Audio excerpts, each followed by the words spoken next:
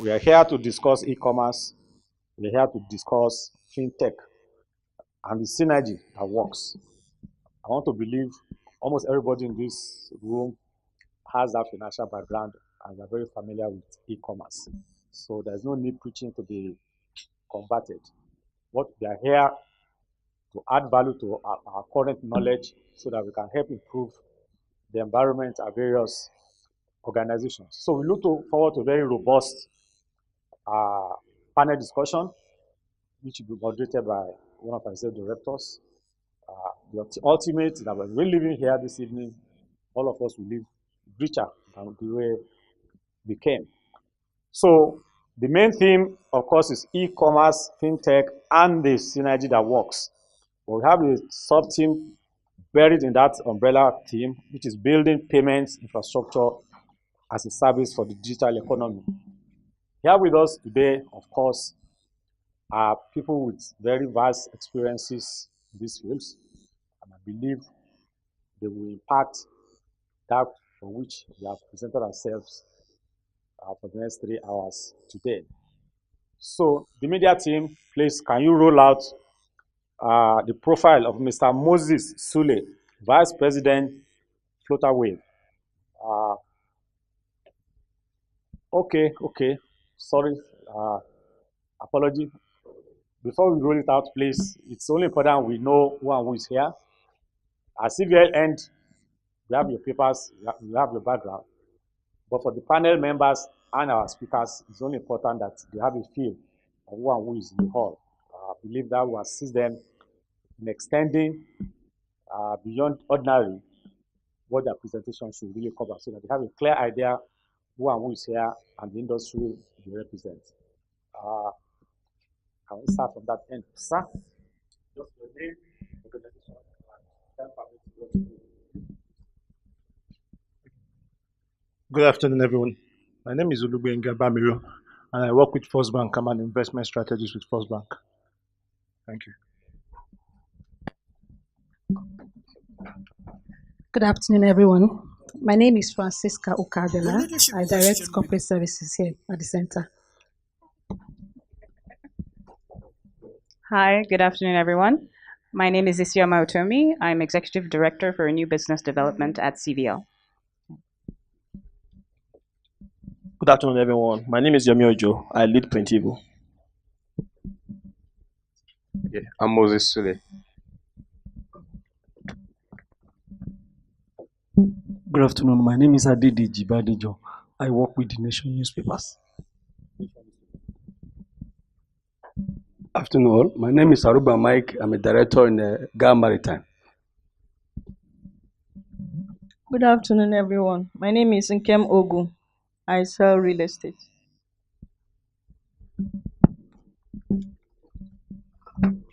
Good afternoon, everyone. I'm Chokoma Iframokenwa, Director of Queen's Model Schools, MD, CEO, Media.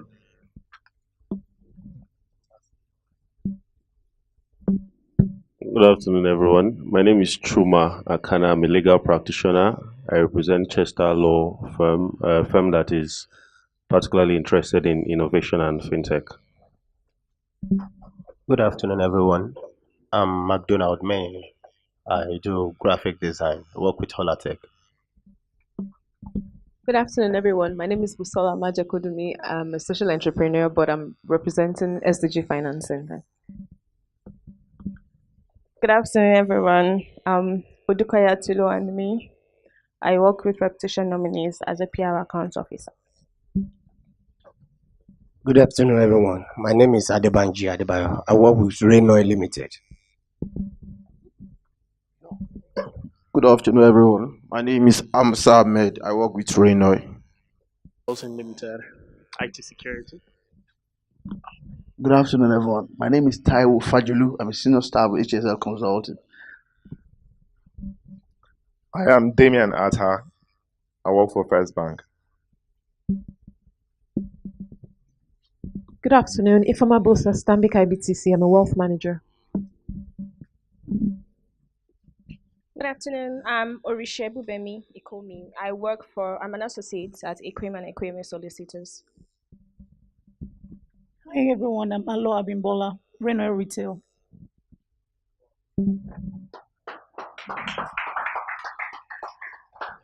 Yeah, good afternoon, ladies and gentlemen. My name is Obi Ezenwugo. I am from QubitX. QubitX is a blockchain technology company. We built a digital currency exchange and a product that we call payment remittances and OTC wallets also. Thank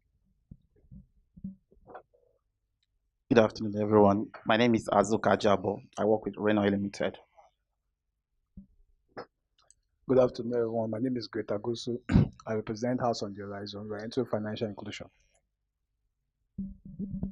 Good afternoon, everyone. I'm a retired banker. Right now, I'm a network marketing consultant. Thank you. Yeah, good afternoon. My name is Jude. I represent Vanguard. Newspapers, yes.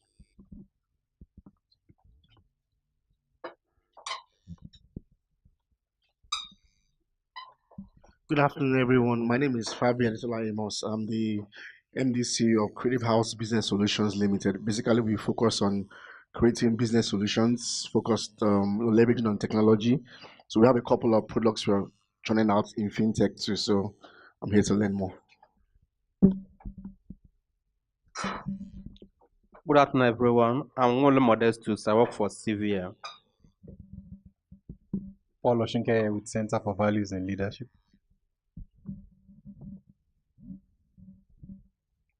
Good afternoon, everyone. My name is James Ebube, Center for Values in Leadership. Good afternoon. I'm Mandela, CVL.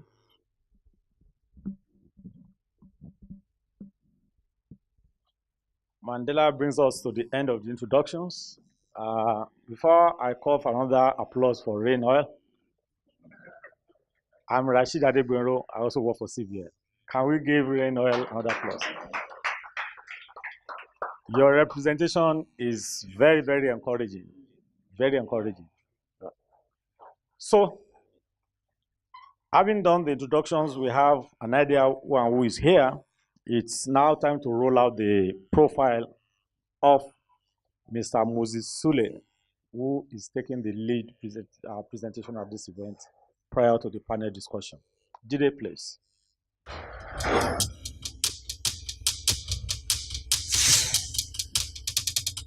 Moses is a graduate of electrical electronics engineering with 15 years work experience covering fintech, cash management, digital and transaction banking, mobile and electronic banking across financial institutions, payment providers, and mobile money operators such as Citibank, Standard Bank, Paga, and Sterling Bank.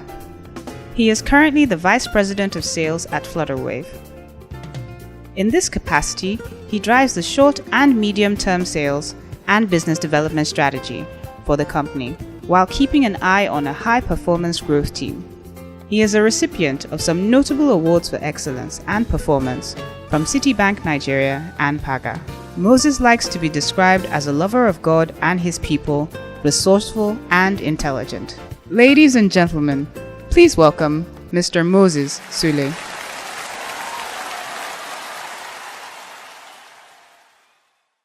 One of our directors coming from the Standard Bank Group. If I call the name Mashanda, I think she will relate with.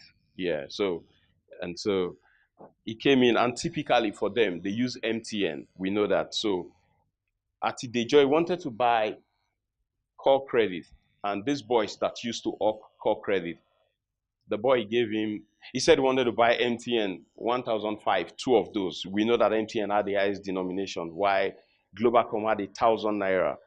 And so the boy brought out 3 Globacom recharge card. And he said, no, I wanted to buy MTN. The boy gave him a free SIM card and said that you can take this free SIM card so that you buy my Glo. Now, I said these two things to say that these two people represent what we had 5 years ago. These two represent the hustle that was at play some 10 years back. Today, you won't see anybody sell logical paints again. You won't see anybody up recharge card. So that creativity, the smartness of that boy is totally gone. That beautiful woman that was able to solve a pain for me, that market is moved on.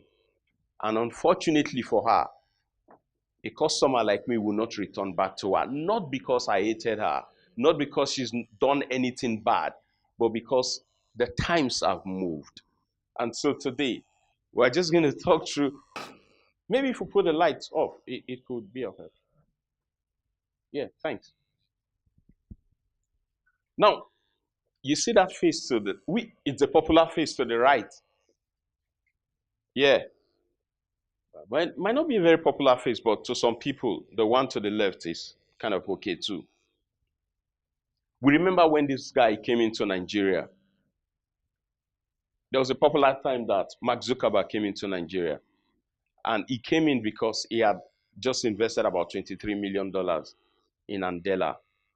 And so he came in to see. And as at that time, Inyaboyeji used to be the co-founder of Andela. And shortly after this whole stuff, he made the transition to founding FlutterWave. I like us to go to the next screen. So we just... Now, as at the time FlutterWave was coming into play, less than 3 years ago, this was the payment landscape that we have in Africa. And it's quite interesting to see that it's highly fragmented. As a business seated here, if you want to accept payment, you look at the top quadrant. Do I walk up to my banks? Do I walk up to any of the mobile wallet providers, the pagas of this world, the M-Pesa? Do I talk to MasterCard, Visa Card, Verve Card, and any of the card networks? Do I walk up to the payment technology? The pay stacks of this world, Vogue Pay, Amplify, Simple Pay. Some of these names today don't exist, but business were saddled with this responsibility of dealing with fragmented payment systems. All of these guys were made available to provide something for a merchant, for you to be able to accept payment from your consumer. But it will take you so much to integrate with maybe a bank. It will take you so much. So fast forward, FlutterWave came in to say, let's consolidate all of these payment instruments, payment partners, and create a single API. That is the advent of platform we want to talk about today. So let's integrate with the banks. Let's integrate with the M-Pesas of this world, the Safaricom and the Pagas. Let's work with all of the payment service providers. Let's also integrate with the card networks, Verve Card, Visa, and MasterCard, so that the last mile will be able to make payments however they want to make payment. Let's go to the third screen. Data is the new oil of the digital economy. And so that woman had data about me. The data she had about me was that I would typically, as a grown-up guy, maybe I would take two Indomie and 1 egg. So she would have calculated to say if there are 30 packs here, 15 days, this guy would have exhausted. And so our rough mathematics ensured that she was able to cargo a new one to my doorstep because she's done a calculation. How many of the Moses of this world will that woman be able to serve with a small mind? It was fantastic to me because she met a peculiar need. Driving back, I just needed to put 1 Indomie and stuff, so I saw it by the doorstep. But if everyone seated in this room is patronizing that lady, do you think she will be able to account for the day yours will run out? Do you think she will be able to account adequately, correctly to the highest form of precision? We know it's very difficult. And today we have businesses working without any form of data. We have businesses operating without any understanding of patterns. And so the biggest players today are the people who have data about you. I was in San Francisco, I think I was in Miami last year. We went for MasterCard Start Part and I was with my friends. So iPhone X had come out then. So we wanted to, you know, the typical stuff for people to say they want to get, they were the first set of folks to buy. And we didn't see in the Apple shop. So we went somewhere, Best Buy or so. And We saw one, for us in this market, we know the technos of this world. In Phoenix, you know your Samsung and your Apple. But in other markets, we typically know that there are lots of other phone makers that we don't also know. And so we saw one phone, not Xiaomi, just one kind of phone. And in the shop, we were looking at the phone, very fine.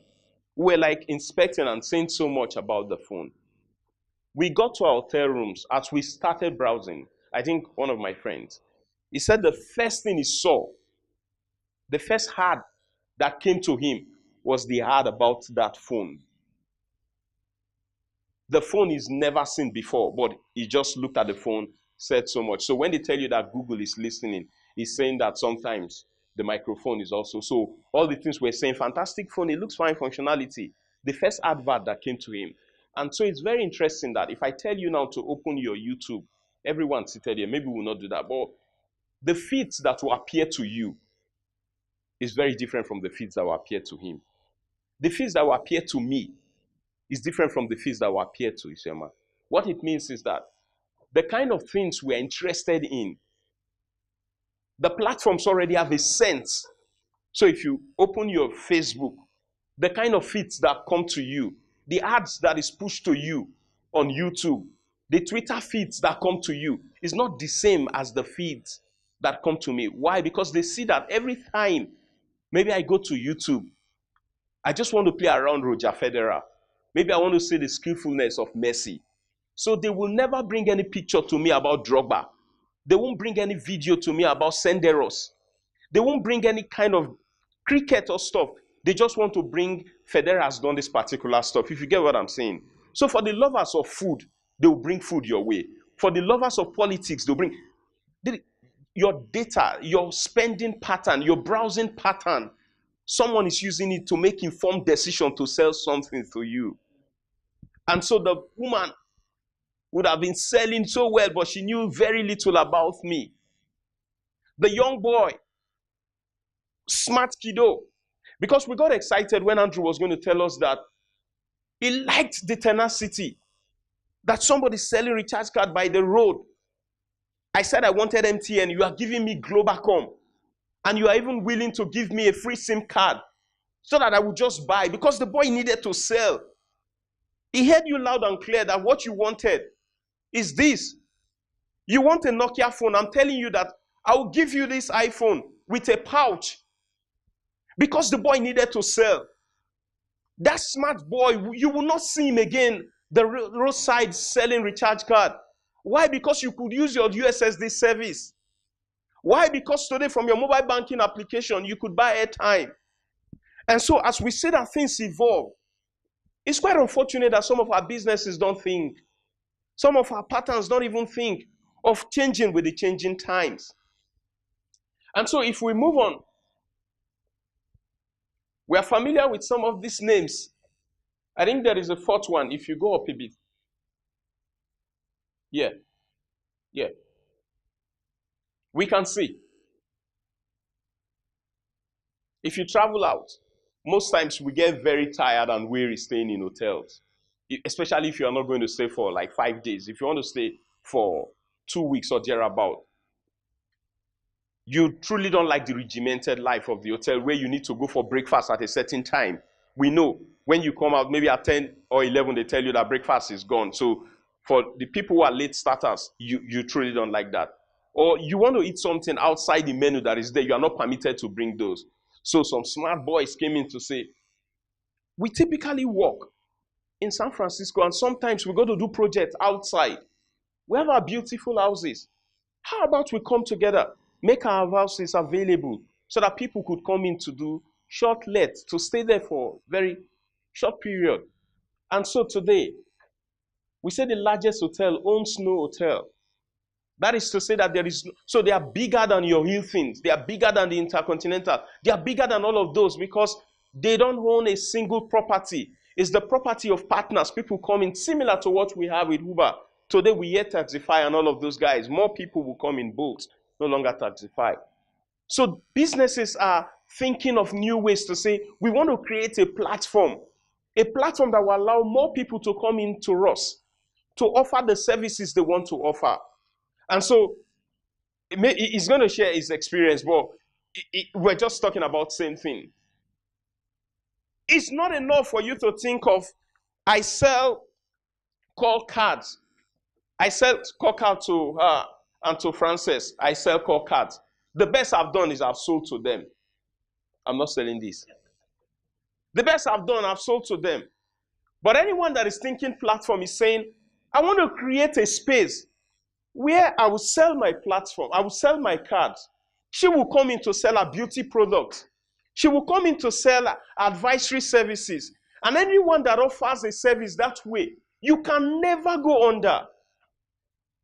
But every business that is looking for, so the world's most valuable retailer has no inventory.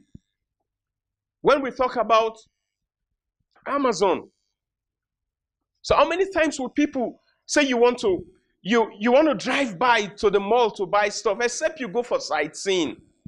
But when you make major investments, you want to buy stuff, you go online.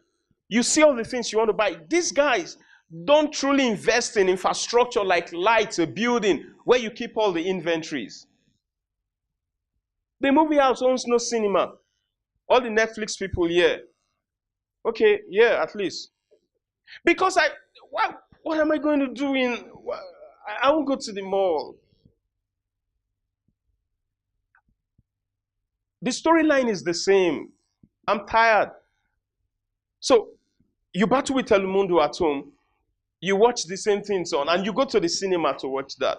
And so somebody will just tell you that if I pay equivalent of $27, $7, you have access to millions. You have access to all sorts, not restricted to your geography. So you remember those days where we go to rent CD player now? And the best you can do for that rental is that very one when you watch part one and somebody come in, they want to watch it again. The boy is telling you that it's extended. So instead of your typical 24 hours, you've kept it longer than, you took it 12 noon, you're supposed to return it 12 noon the next day, and you take it back 1 p.m. Okay, it's default. We remember those stuff. But someone thought of it. So don't you feel sad when you walk up to events and someone is giving you buy CD? Maybe, yeah, if you go to church or wherever, or a musician is done stuff, and he says buy CD.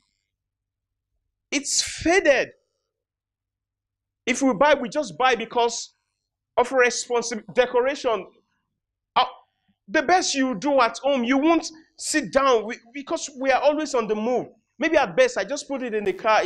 If you are fortunate, I'm in a place where I commute for 2 hours or maybe 1 hour, I enjoy the entire stuff. But if I'm not in that kind of a space, how many of you will sit down? It's not like you're watching TV. You now sit down, you are listening to. We know we won't do those things. But as smart people bring their songs out today, it's on Spotify. Or it's going to Apple Music. We have all of those. Fast forward. It's quite indicative because before these guys came on board, the musician would do the heavy lifting. He's done all of those stuff. Once Sony Music comes in to say, I'm the marketer, I own the right. I sell it for X billion, and I just give you a new car. We understand.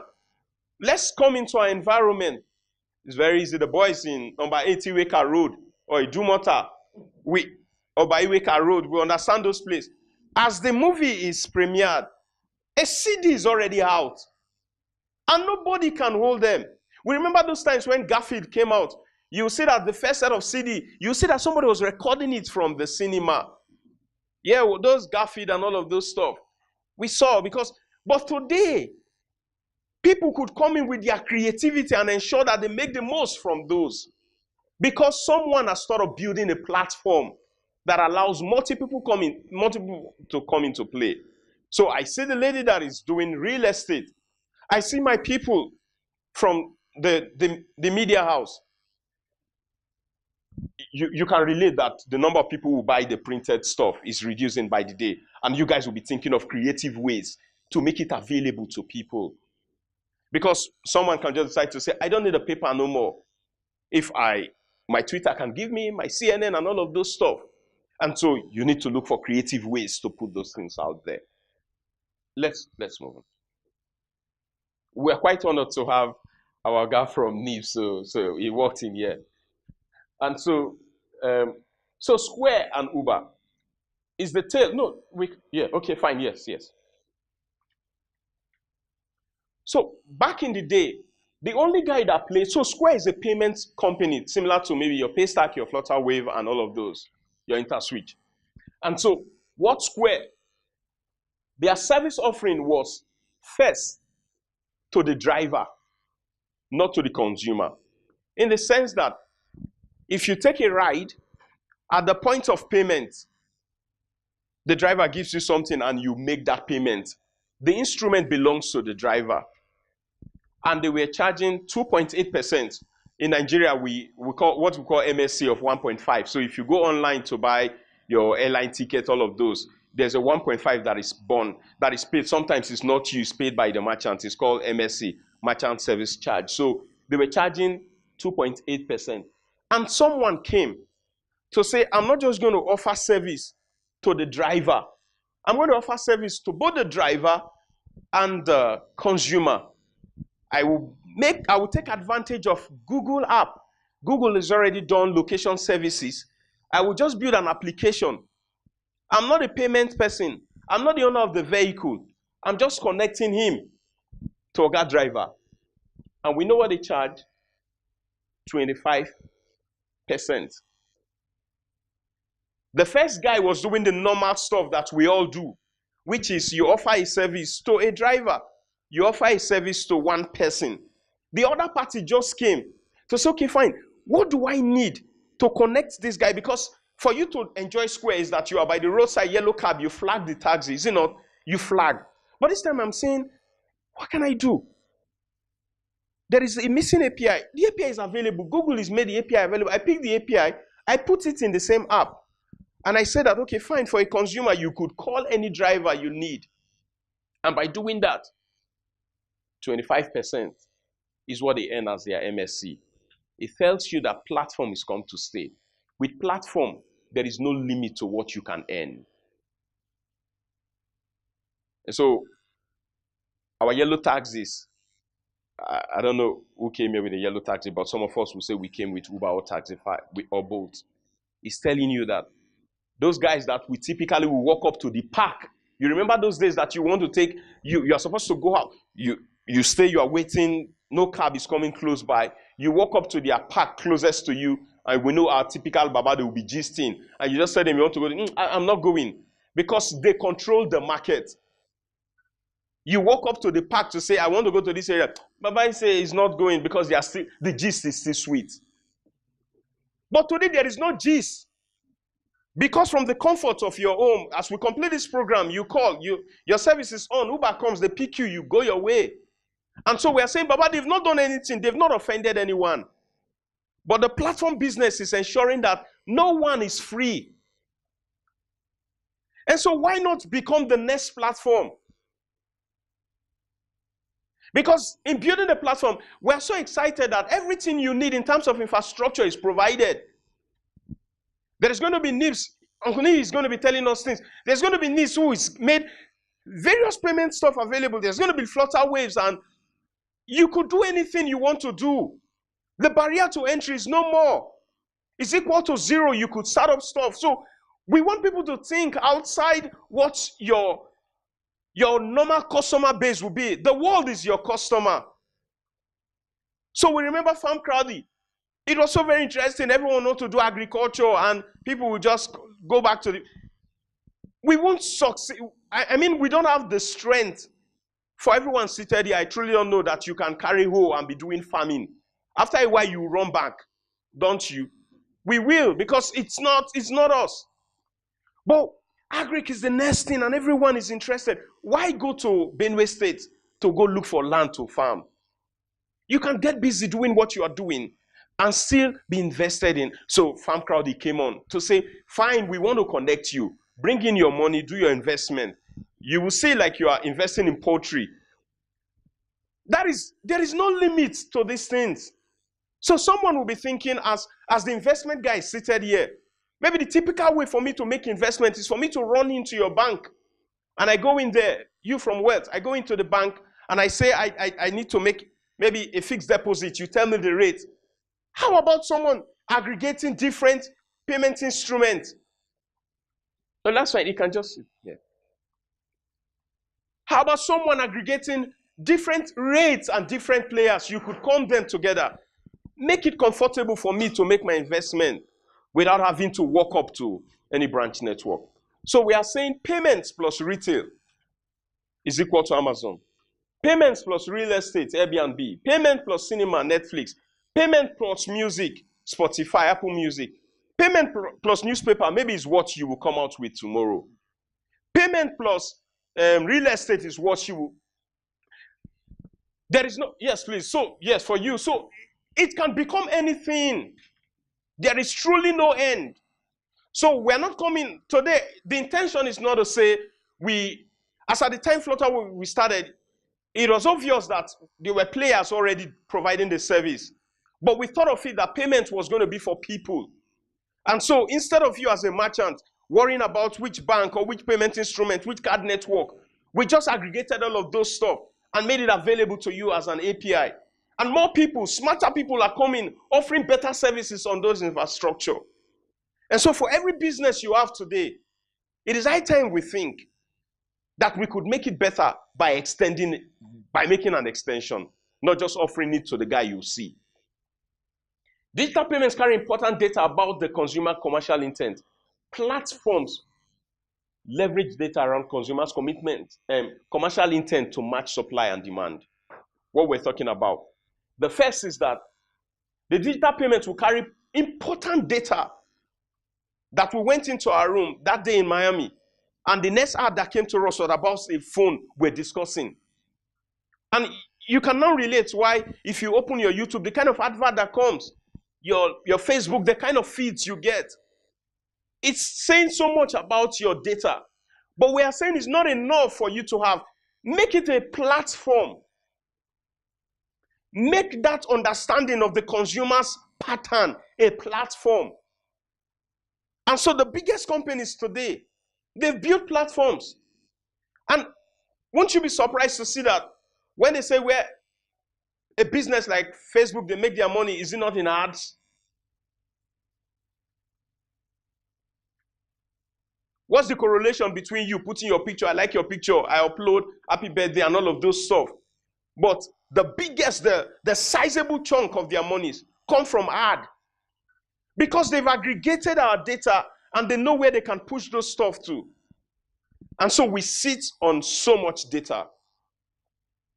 It's high time that we think of aggregating this stuff and making it available as a platform. We got the statistics sometimes back, and retail e-commerce sales worldwide, 2015 to 2020. However we think that the Jumia, the Kongas of this world, however we think that they are not working, it tells you that as at 2015, if the total sales is this, 7.4% is what happens on the retail side. At 2020, we're looking at 14%. It may look very marginal, but it's substantive.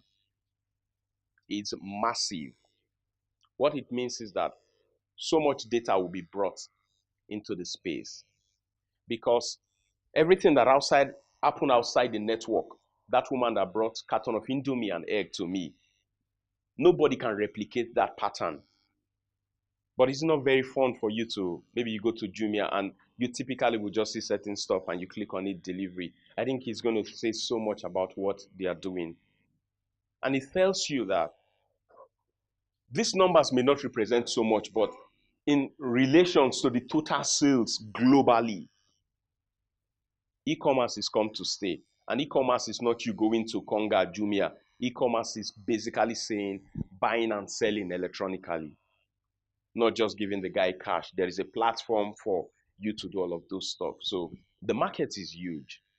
The examples we've given, They're just a fraction of multiple examples that could come out from this room.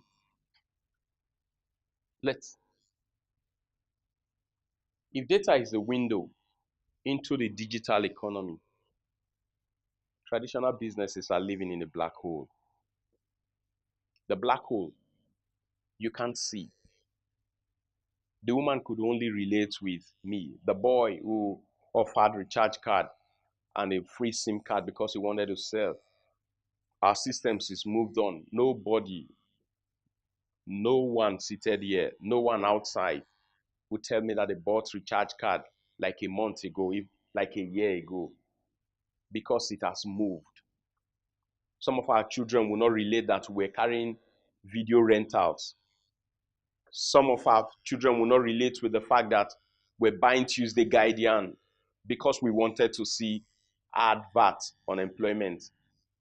Some of our children will not relate with the fact that we had the smartest guy in the room was the guy that had that Sony Play, you know, that stuff you carry cassette, Walkman. Yeah, now that's the biggest guy. He's the smartest amongst us. He had the Walkman and he's just working. But today with your mobile phone, you don't need to go. You know, when we're printing, you go to parties. Can you imagine those guys who don't even know that market is gone? At weddings, they are okay, you're wasting your time. Because if I take that, what am I going to do with that? The reason why I'm taking that shot is because I want to post it on Facebook or Instagram, is, you know, to get more likes, to make people feel like I'm doing well. And you are giving me this paper picture and you are telling me to pay 100 naira for that. I'm not going to do anything with that. And so the market is moving, but those boys are still camping in weddings, snapping pictures that we won't use. The resolution of our phones is by far better than most of their cameras. So if it's high time they think of platforms. They come in with their phones like yours. They keep snapping and snapping and snapping, and suddenly just say that, can I get your number? I put it to you, I send it to you to just build a gallery of stuff. But they will still be waiting there. So it's a black hole.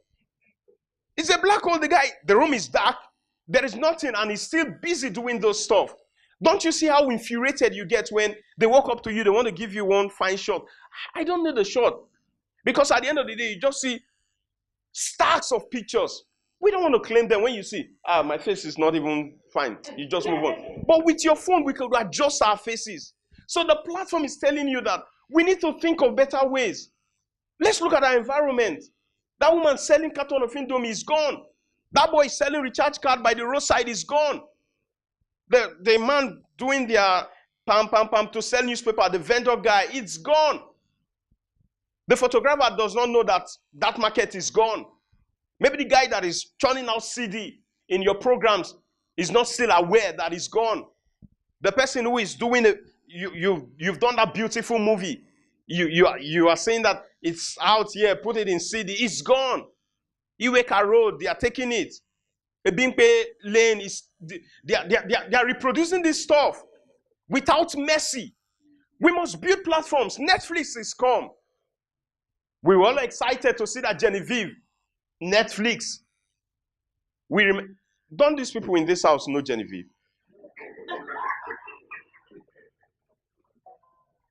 So we see that is the new line. So if you've done your fanciful music, it should be in Spotify or Apple Music because they built the platform. While it's interesting we just bring this example for us to play in our mind side to see that there is so much we could do. The next platform truly must come out from this room. And we must give credit to CVL for bringing us together. I like that brother there, yes. I like that brother that is waving, yeah. Payment is commercial intent expressed in monetary terms. It is a language. It's a language. And back in the day, we worry about the payment side. The payment side is sorted. Uncle Nee and they've done fantastic. We can relate. NIPS is sorted the payment side. The fintechs is coming to sort the platform side of things. So there is no excuse for us to say we can't speak the language. The language is readily available. We need to think down inwards and say, what is the next platform I need to build? What is the next aggregated service I need to offer? Square's lost the market share to Uber. It's gone. Sony Music is gone. Thank you very much.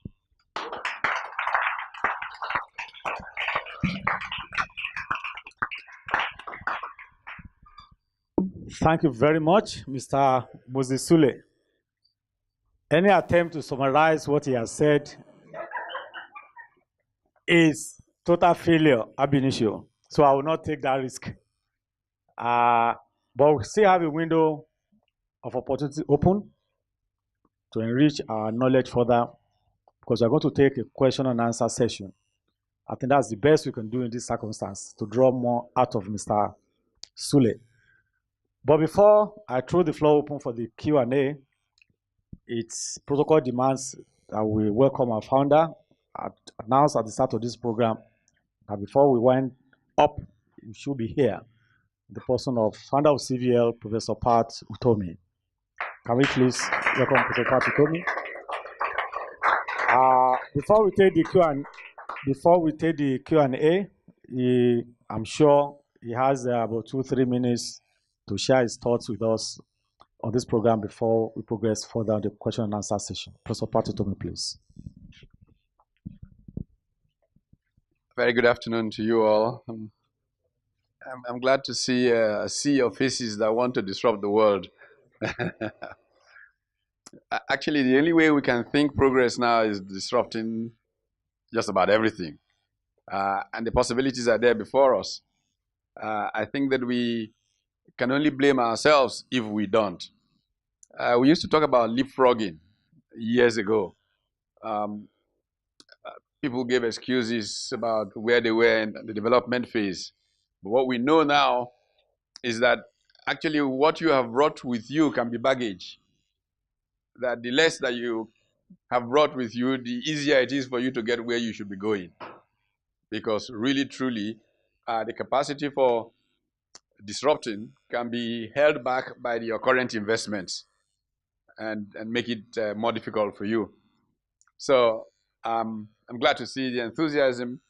My thanks to those who are clarifying how we can do that. I'm very pleased to see you, Moses, make this presentation. I unfortunately got caught on the mainland. I think what we need to disrupt now is traffic in Lagos. It needs to be dealt with in a new way because that's a huge business opportunity.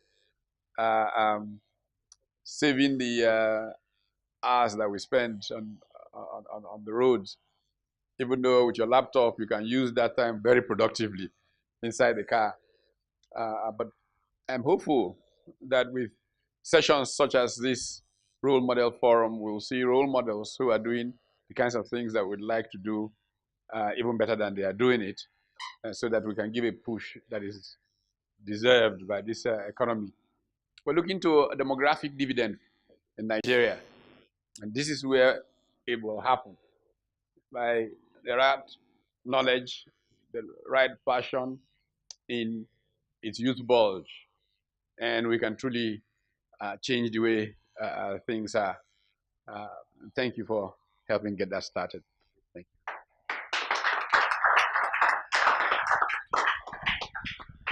Thank you very much, Prof.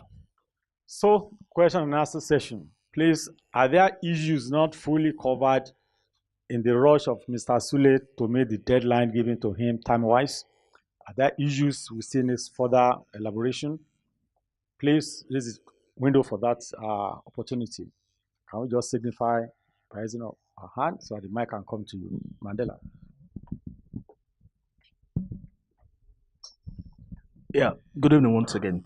So I just want to clarify if there's a difference between a platform and a product. Is there anything, are there similarities? Are they different? Can they be the same? Just clarify, please. So the product is what, so if I take the example of FlutterWave, the infrastructure, maybe NIPS. NIPS is the platform one of the products that you could use on NIPS is NIP, when you do instant transfer. So if you come to the Flutter Wave, it's the platform for you to build any stuff. But when you say their product, you could say Rave. Like if you've gone to buy stuff online before, sometimes you see some receipts will say Flutter Wave. So that is like a product, but the platform is the underlying service. So the product for transportation on the Uber side is that somebody's moving from point A to point B. The platform side is the fact that Uber is connecting you to the payer. So I think if you tell us, because I think you wouldn't share a real life experience with what. So the best way to differentiate a platform from a product is that the aggregate value that a platform creates outside itself is more than the value that is happening within it. For example, Uber. The money being made on Uber, right, is more than, if you put everything together, is more than what Uber itself is making. If you look at banks, banks are products. They are not really platforms because they are more concerned about, okay, this is what we're going to make. Sorry for bankers in the house, but it's okay to be, it's also okay to be a product, right? But for a product, it's not 100% about what is happening outside it. You are not really connecting people to themselves to transact. You are the one rendering that service. You are the one rendering that service. But for a platform, you are connecting demand with supply. And more often than not, you are probably not even interfacing that activity. Typical example is Airbnb. It's a platform where people with accommodation and free spaces can let it out to people who want to stay there. And it's a fantastic service. Most of us have used it before and we still use it. We prefer that to hotels these days. Cheaper, more efficient. You get to meet people. You travel like a traveler, not a tourist, right? So that's the difference between products and platforms. Yeah, but can we integrate? Can products become platform? Can Absolutely. We will talk about that when most you see a lot of platforms started out as a product, right? And then by the time you start seeing data, which is what he was saying about making use of data, you realize that the best way to go is to become a platform. Yeah. Typical example is the Jumia and the Konga that we have. When they started, they used to be products. They were products.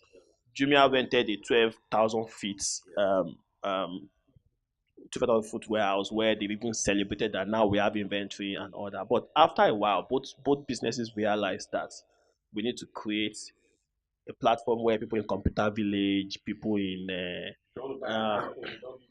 exactly. So if you go, you will now start seeing the phone on Jumia, but you see the name of the seller somewhere there. So they are no longer interested in keeping. So they moved from being a product to being a platform. Honestly, I'm lost, to be frank. I think I'm in the wrong room. I don't know. And I get message from CV. Then there was time we came to Museum Center or something when the vice president came for something, and that's why I got CVL, and they've been sending me messages all along. I've not had the time to actually look at it. But this grammar, they blow here is in my head.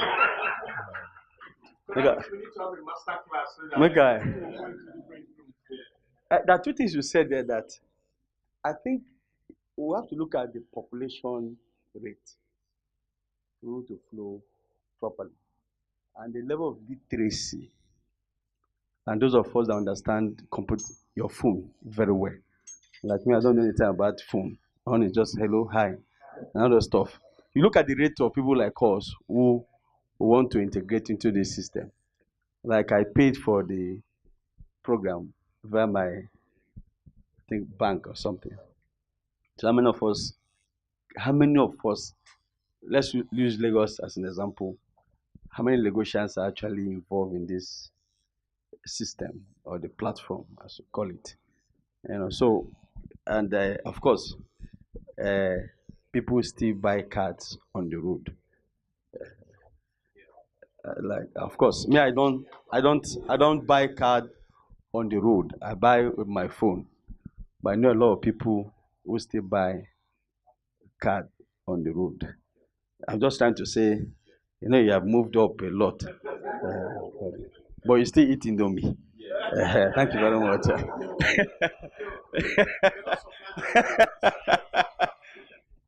So as we were talking, I looked at my 12 market.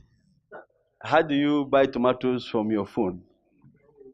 You know all those kind. I'm looking at the rates. I'm looking at the that's what I'm looking at. I think we should start looking at how to drive this message down to like Ajegule. Ajegule, people are actually running into phones because of music, because of films, not because they want to buy granite, tomatoes, chingom, and all the stuff. I'm just confused. That's why I say I'm in the wrong room. So I'm only just saying we could still, you could still, Maoga. This is the second time I've seen you. You could still go deeper, Okokomaika and all those stuff. Because what you are saying is good. You just sit down in your house and you buy anything you want to buy, they deliver. We also look at the aspect of security too. Some Uber people have been attacked and killed and some stuff. My brother died in the process too. He was shot. So we also look at security. While you're building some of these platforms, we also look at the security of people. Thank you very much. That's just my concern. Sorry, like I said, I'm in the wrong room. Thank you very much. We take that as the last intervention because we lost 15 minutes. No, we still have. When we do the panel discussion, we can still bring in our questions because we lost 15 minutes at the start of this program, and we don't want it to be logged up in the traffic. May I? Okay, yeah. Good afternoon, everyone.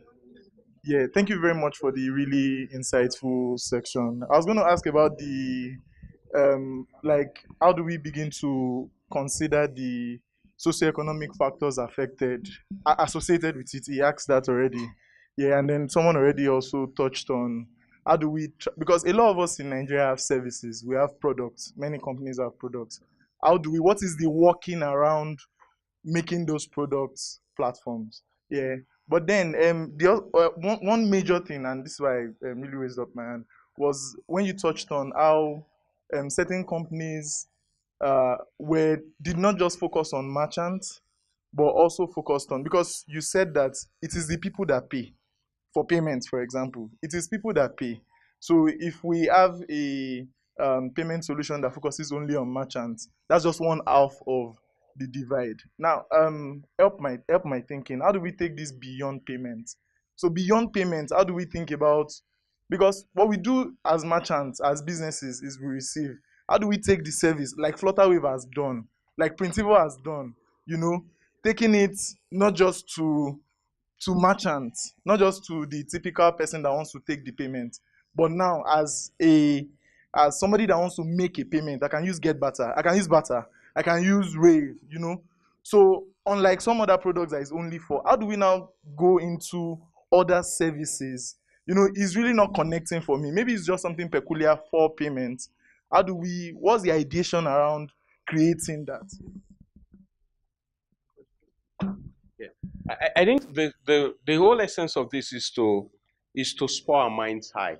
So truly, people still. But when I said show of hand, the number of most of us, maybe it will just be 5 people that will buy logical pins. So I tell us something in answering that. So here's me, a techie, a very techie guy. My son, who is 9 years old, he got to me on a Sunday. I was reading paperback. I was reading book, and the boy was on his tablet, and so I told him, Jesse, go get your book. So just like you want to do that kind of good father, that's a go read. So he went into the bookshelf. He got a big book. I was even happier that he got a big book.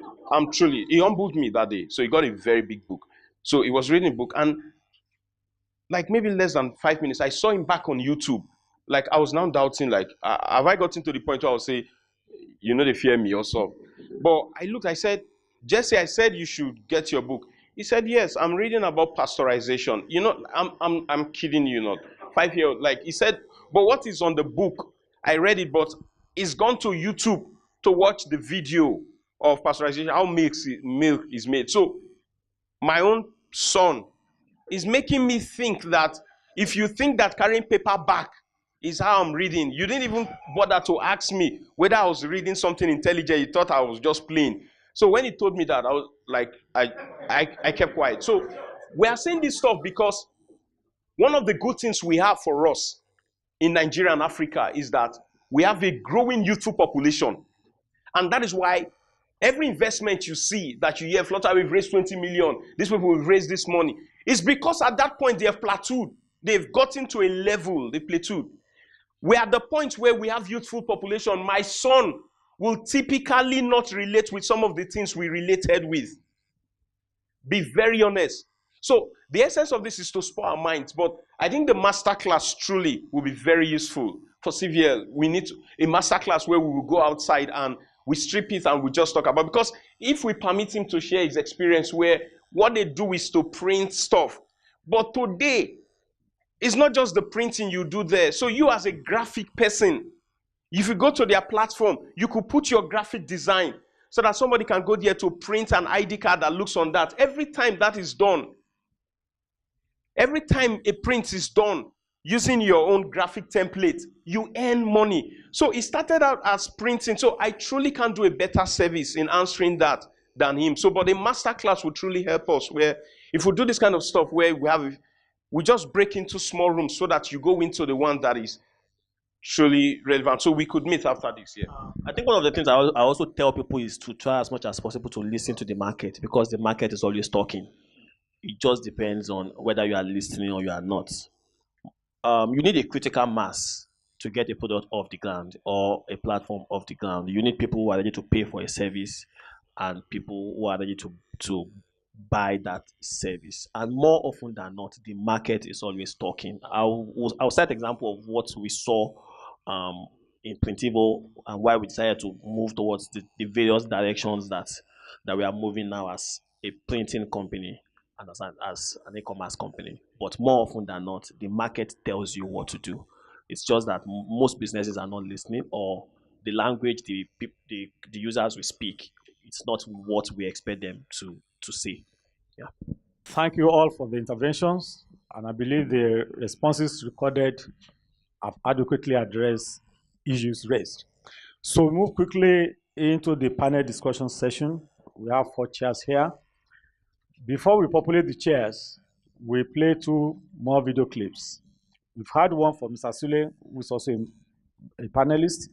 And we're going to take a video clip on the profile of Mr. EZEKEIL OYENIYI AJAO, the Acting Managing Director, CEO of Nigerian Interbank Settlement Service System. Is on the panel.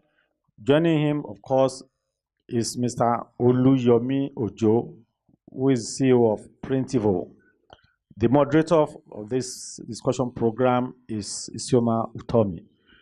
But for them to watch the video clips, they will move to the chairs after the 2 video clips have been played. Jide?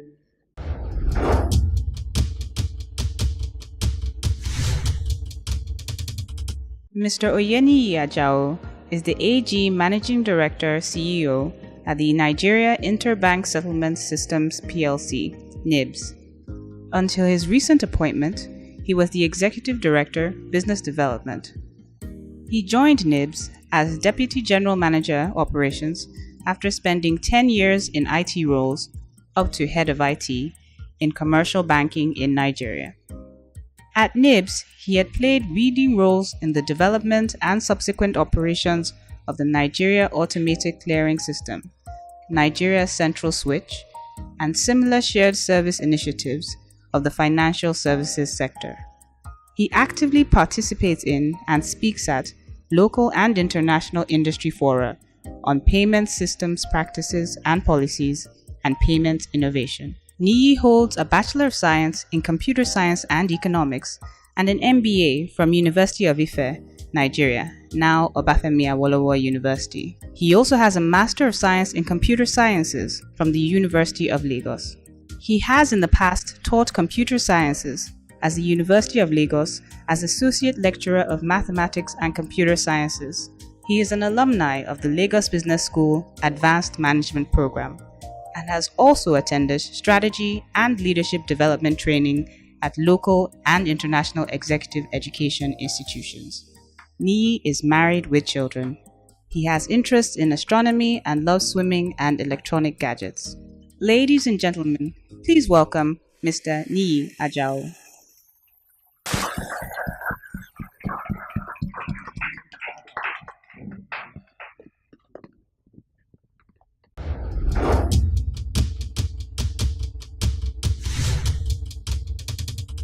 Oluyomi Ojo, a father and husband, graduated 10 years ago from Ladoke Akintola University, where he studied applied mathematics and sold handmade cards on the side. This would later become his first company, Urban Bays Designs Limited. His journey with PRINTIVO started in 2014 alongside two great minds in a bid to make printing suck less for Nigerian SMEs, corporations, and the general public. PRINTIVO is a platform that puts the power to design and order prints in the hands of everyone by allowing customers to create their own printing materials independently using an inbuilt system or uploading their own files. The company in 2015 was awarded the Most Innovative Startup by the Lagos Chamber of Commerce and Startup of the Year by Creative Entrepreneurs Association in 2014. In 2017, she was selected for the 20th batch of the San Francisco-based 500 Startups Accelerator Program, the only Nigerian company so honored. The company has worked, and is still working, with reputable brands such as Etitalat, Alabukun, Honda, Pal Pension, amongst others. Ladies and gentlemen, please welcome Mr. Oluyomi Ojo.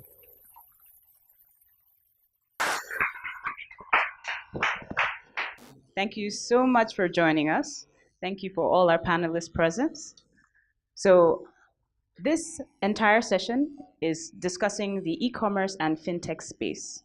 So as a couple of people have mentioned, some people are more familiar and some less with the space. So I will try to move the panel along so that we have more time for answering questions. So if you have questions along the way, please note them down so that we can get some responses at the end. Is that all right? Excellent. Okay. So I'm going to start with Mr. Niyi AJAO as our lead panelist. I think you have quite a few years of experience in multiple sectors.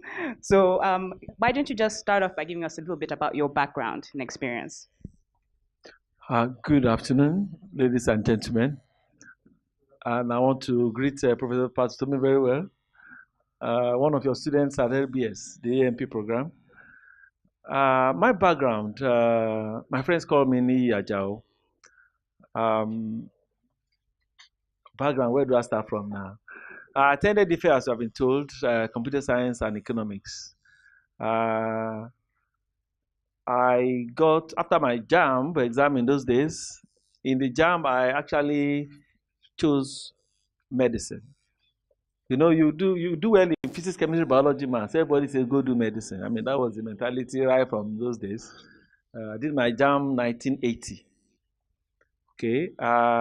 Then I went for the JME exam.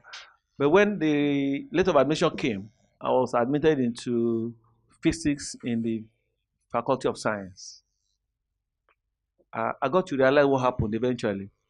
Because my first year was medicine, second year was mechanical engineering. Things were much better in those days. I guess I didn't make the first, second choice. But the school looked at my JME results and saw that I scored very high in physics. And by their own design, just decided, let's admit this guy to come and study physics. I wish our schools would continue that even today. I don't think that happens anymore. You either be in the medicine or mechanical or you lose everything. So I went to SULE to study physics. I was lucky then to come across a professor, it was Dr. Jerry then, who saw me and is like, what course are you doing? Physics? He said, no, go and study computer science. I protested for about 2 years.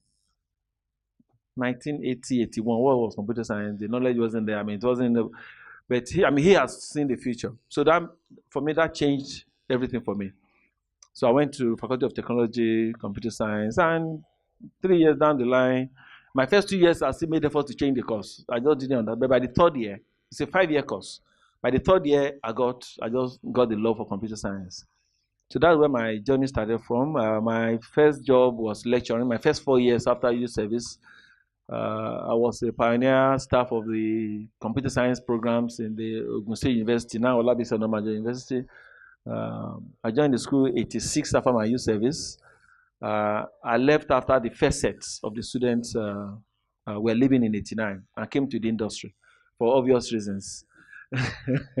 1989, ASU strike was already becoming a problem. I mean, you want to work as a young guy, you will not be allowed to exercise yourself and all that. And then, I mean, we began to talk to friends in Lagos, and people say, "Oh, better come to Lagos." So I then came to BS Computer Services. The company is still there, Queen Street in Yaba.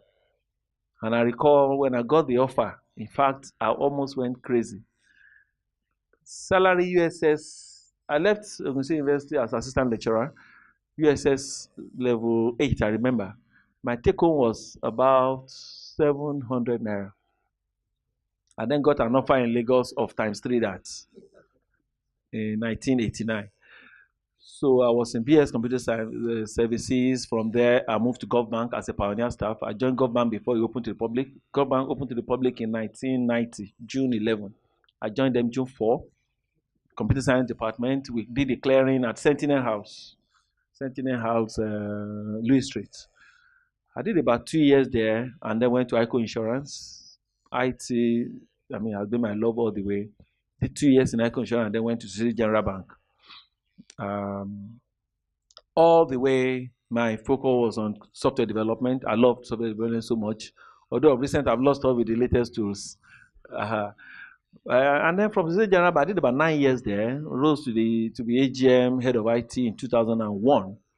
And one day I was just looking through the papers and saw this advert by Accenture. They were looking for a project manager for the Nigeria Automated Clearing System. And I just looked at all the requirements. I meet all of these things. I sent my CV by email to Accenture, went through the process. So I joined NIPS in 2001. And I've been in NIPS then. This is my 18th year in NIPS. Congratulations. Yeah. But you know, in those days, staying that long was a virtue. It's a different world now, very different world. So I could relate with our guy SULE when he was talking. The environment has changed seriously. And you see, each time I hear some of this talk, I just envy the young guys of today. And why am I saying that? When I was in Ife, I remember I developed 2 applications. I did an application. 3 years thereafter, I saw WordStar. And it's like, this is what the kind of thing I did. A year after I developed an application, 3 years down the line, I saw DBase 3 Plus. I said, this is what I developed. How I wish I could roll back the hand of the clock and have this opportunity now. Those are ideas that one could have turned into some serious business. So I want to congratulate everybody that is here. And I want to please encourage you to take full advantage of all you are hearing here. Thank you very much. Excellent. Thank you so much. All right. So Mr. AJAO mentioned how he was transitioned from one degree to another in school. And so from Yomi, your own background, so you have a degree in applied mathematics, and now you are printing. So how, pray tell, did that happen? Okay. Good afternoon, everyone, once again. I'll tell my story a little bit before university because that's the only way to make sense. I happen to come from a family of 5. I'm the last born, and we are very artistic in my family. We all sketch, we all draw, it's a talent across board. And so you go into it. You were not taught how to do it. And also, when I left secondary school in year 2000, in my family, you have to work. Like when you leave school, it's a rule that is not written. When you leave secondary school, between the time you wait for your admission, you must find something to do. You can't be idle. No one told you that, but that's how you just have to do it. So when I left secondary school, instead of going to work like my other siblings did, I just started making handmade cards. And in those days, there was no GSM, the internet was just picking up. The only way you would want to say hello, Merry Christmas is by cards. And the handmade cards were like 5x the price of the regular printed cards. So, and as a 17-year-old boy, I was making good money. And someone said to me, you can, if you go to universities to sell these things, you will make more money. He was schooling in Lasso then, and I went with him. Now, I was waiting for my JAMB result to come out. I chose Ife. I have my own Ife story. I wanted to study because I had this in my mind that if you study computer science, for you to do animation and web design and all that, you have to go and study computer science. So I wanted to study computer science. So my first JAMB in the year 2000, I chose Ife. While waiting for my result to come out, I was doing all these card things. Went to Lasso with this person, with this neighbor, the first day. And before going to Lasso, I collected 300 naira for my mom. And I used it to make the cards. And I went to Lasso to make the sales. And I was leaving Lasso around 3 o'clock. I'd made 1,000 naira. So from 300 naira loan from my mom, I had made 1,000 naira sales, which means I can give her 300 naira.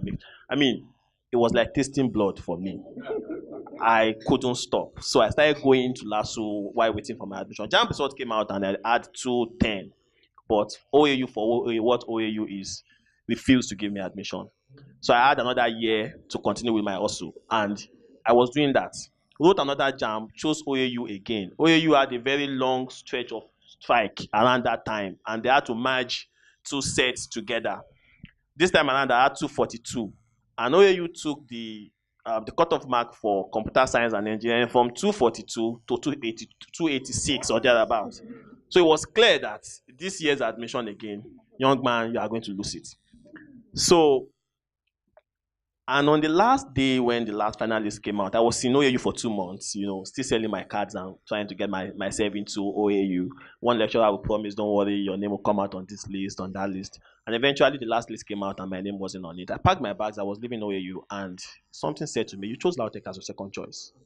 Why go to Lagos? Just go to Ogbomoso. And while I'd parked, I picked my bag from the car and I crossed the road from where you bought to Lagos to where you bought to Oshogbo. And I came out of Lagos bus and entered Ogbomoso bus. Again, no phone to call Lagos to say, I'm changing my plans. So I just got on the next bus that is headed to Ogbomoso and to Oshogbo. And from Oshogbo, I took Ogbomoso bus, got there, met friends that were there, and eventually my name came out in Lautech in computer science. Because again, Lautech, if you choose computer science and applied maths, if you choose computer science in Lautech and there's no space for you, they have where they dump people like you. They'll dump you in maths or physics. If you want to do medicine, they have where they will dump you. They put you in microbiology, biology, biochemistry, and all those places. So they sent me to applied maths, and I got into that department. Again, I've waited for 3 years, and I accepted it. And remember, I was still making my greeting cards. And as an undergraduate, I didn't go home at all for a dime. I paid my way to university, never called home for a kobo, never, and the cards business paid all that. But by the time we were in 200 level, GSM, and this is to shed more light on what's said about exactly. So GSM became mainstream, and virtually every student on campus had phones, and the greeting card business died a natural death. People collect your greeting card, look at the contents, and then write it out and give it back to you. And it died a natural death. And today, you can't see them anywhere any longer. And I had to innovate around that. And when I saw that happening, I learned graphic design, learned how to make t-shirts and all that, t-shirt prints. There's no way you can copy prints from t-shirts. People wanted customized t-shirts. And I did that in university. And in my 4th year, you had to come out of school for 6 months for your internship. Around that time, by the time I got to 300 level studying applied maths, I knew that, this applied maths that I'm studying, this is not what I really want to do. But you are already in too deep. Just graduate and pick your life from there. I came to Lagos for my IT, and I went to GRA, started going from one ad agency to the other that I want to do my industrial attachment. And they'll say, no, we had no space, there's no space. Eventually found someone who was just setting up, and he said, no pay. And I said, no problem. and I started with him. Did 6 months in that agency. Luckily for me, Lautech went on strike, so that stretched the 6 months internship to a year. And during that time, I became very close to my boss. He became my mentor. I registered my own company. Was using his office as my first address. In fact, I used his lawyer to register my company. I was using his office as my own office. I was still in school. I would go and pitch for accounts. Sometimes I would take him with me to go and pitch. Once I find new clients I want, I'll say, there's a client too. And then we will figure out how to do this. And I made my first hit before going back to university eventually. And by the time we were leaving, I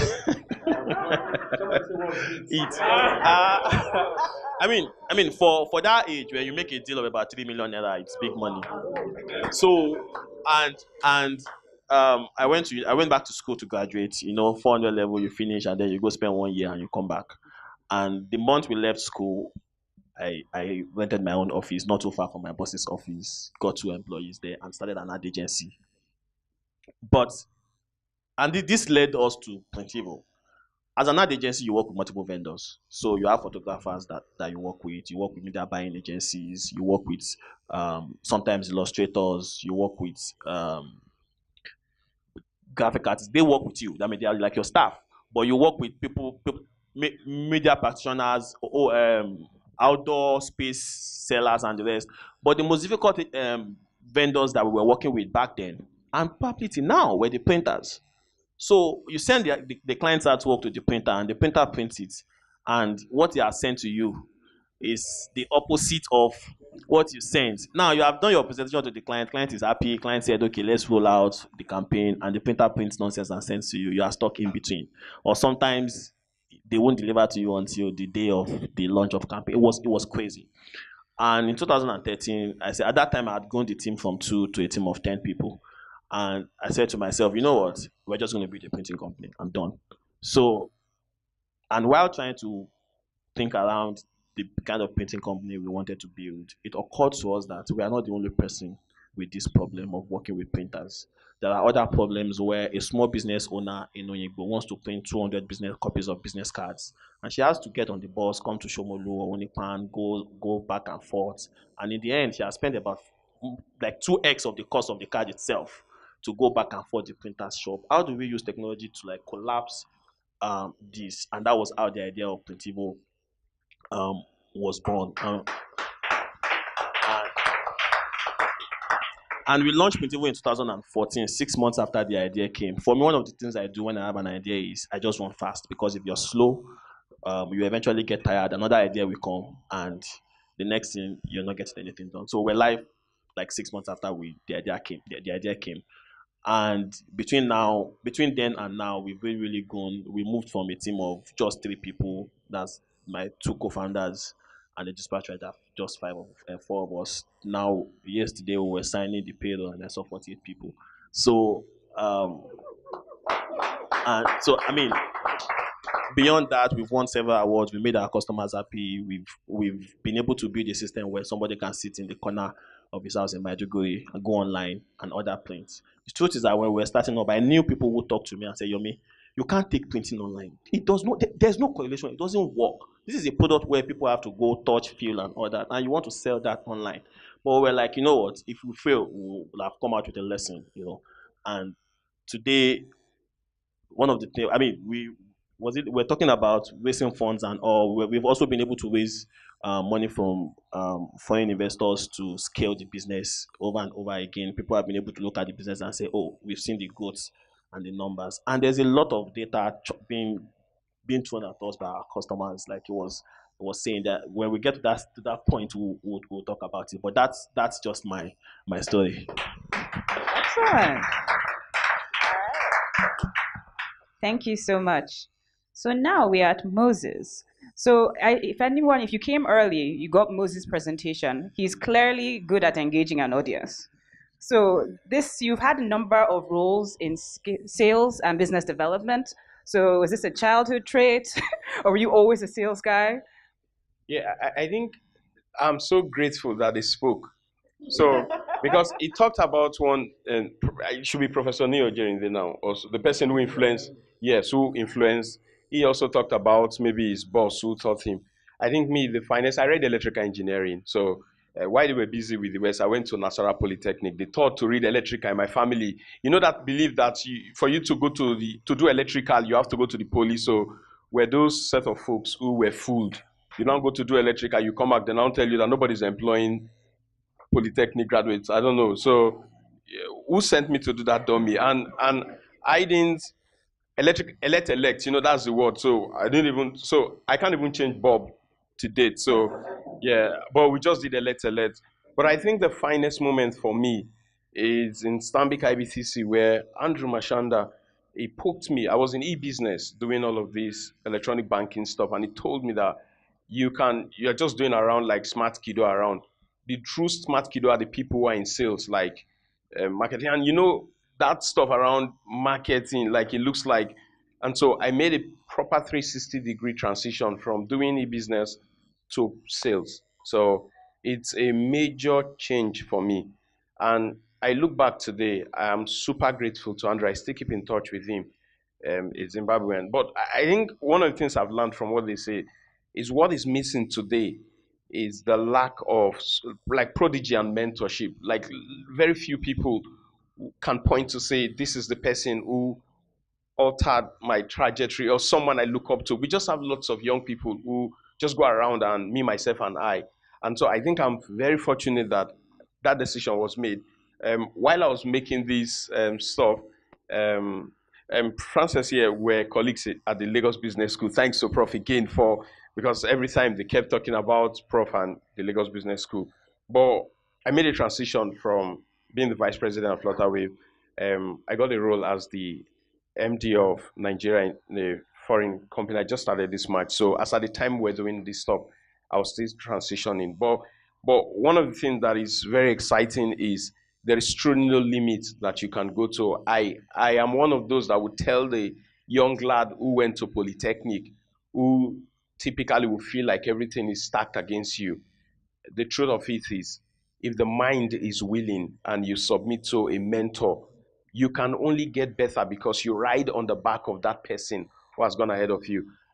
Unlike Uncle Niyi, who has been patient 18 years, I think my stories, I'm so sorry, sir. I'm not that kind. So in the course of living, I've left Citibank to Stanbic. I left Stanbic to Lamata to do Primero, BRT boss. I came back to Paga when mobile money was starting. I came to Sterling. I left for Flutterwave. So I'm so sorry. Please forgive me, but Uncle is patient. They started our time, and maybe the people after now, maybe they will not take paid employment. But one of the things my Andrew told me is like, don't be caged. Don't get so comfortable around something that works, because truly, and that comfort is what is making so many people lose their daily bread. Because some other person will just come and add a little stuff. Look at what he was saying. He built an app, but 4 years down the line, another person will just add something and put it out there and patent it. The person is owned it just by patenting it. And so for him, he's been doing printing and he just sort of feel that, okay, we'll do it there. And truly, locally, when they say we died here, and yeah, we need to get to that point where we just don't wake up and be very comfortable. Yeah, thank you very much. Yeah. Thank you. Okay. So the theme of this role model forum is e-commerce, fintech, and the synergy that works. So you are all involved in one way or another in the e-commerce or fintech space. So what is your perspective on the prospects of this sector? Oh, it's for all of you. So yeah, so what for all of each of you, your perspective on the prospects in the sector and the opportunities ahead? Okay, so this is where I see it. It is just taking off. A lot of people will look at e-commerce and say, oh, it's been years, there's Konga, there's Jumia, there's that. Trust me, the opportunities are there and they are enormous. We've not even scratched it.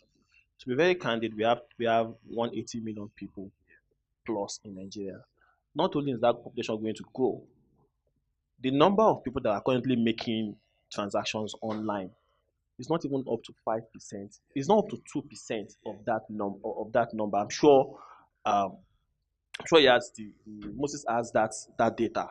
But if you look at it, we are not there yet. So you need to look at it and understand that, there is still opportunity. There's still going to be another Printivo or someone that will build something that Printivo is doing, or probably try to do it better. Which is why you need to always constantly compete with yourself, right? You look at it that, oh, the next person that is going to kill this business, what is this good person going to build? Then you build that thing. Another one is that e-commerce itself is going to evolve and is already happening. We are now moving to a point where what we call omnicommerce, right? About 2 weeks ago, Instagram announced that they were starting buy on Instagram. What it means is that Instagram users can actually sell right there on Instagram. Now, e-commerce companies would post products across channels, social media, and then send a link back to their site for there to come and buy. The truth is that if e-commerce is truly about convenience, why would I need to click a link on Facebook to go to a site and then start the journey of adding to cart and then checking out, putting my shipping address? What we've seen now is that even on those various platforms, the transactions are beginning to happen there. And I can tell you that Instagram will eventually build an API where you can actually integrate your e-commerce sites. So instead of having to post manually, your product will just display automatically and people can buy there. That is one. Amazon sells book and they sell ebooks and all the rest, but they just open a physical bookstore where people can walk in and go and make purchases. Why? They realize that, okay, you know what, there are still customers who want to do offline. They started Amazon Go, right? That's the one where you just walk in and go and take what you want and you leave. And by the time you are going, as long as you have the Amazon app on your phone and your phone is in your pocket, you walk into a store. And the moment you walk into that store, the sensor sense that customer A is inside. And you walk to a shelf, and whatever you take, the sensors will sense that he has taken this, he has taken this, he has taken it, and it will debit your account and you will walk out. You won't talk to anybody. Yes. I mean, I tried it, and it worked. We'll be thinking right? We'll be thinking yes. Exactly. Yes. It works, right? So e-commerce is moving away from e-commerce itself. It's becoming omnicommerce, where you sell to the customer wherever the customer is. I mean, people with Amazon, what's the name of this? Their home speaker now. Alexa. You can say, Alexa, order XYZ for me, and trust me, it will just order it and send it to your house, right? You can. So these days, it is just moving to and that is the destination. We are not there yet, but that is where we are going, where people can actually stay and do those transactions without having to come to what we call e-commerce today. Great, excellent. Thank you so much, Mr. AJAO. Just to comment a bit. I mean, you've said it all, but I've been talking about the prospects of e-commerce. I mean, for me, I'll say e-commerce is just the way for the future. I can't see any alternative. It's the way into it. And unfortunately, we do have data in our hands. A lot is happening. Someone estimated about 2.5 trillion naira worth of e-commerce that happened in 2018 in this country. That's probably a quarter of budget size for the year. A lot is happening. A couple of years ago, I mean, I do seminars, symposia, and all over the place, speaking about, payment system and all that, e-commerce and all that. And then one day, my first daughter was in the house, and I just noticed somebody knocking the door, a conga person delivering something. And it's like, what is that? He said she ordered something 2 days ago. And I was like, what is going on? I had been lecturing and talking about this thing will happen, and then right under my roof. As at that point, I had never done it. I was just seeing it as something that must happen. Oh, they say it's happening. Okay, it's happening. And then right under my roof, she just made the order, and that broke the jinx for me. Since then, no matter what I want now, I don't have the time to go to any shop or anything. And in fact, there are many times you're even looking for something, you've gone to some shop, you can't find it.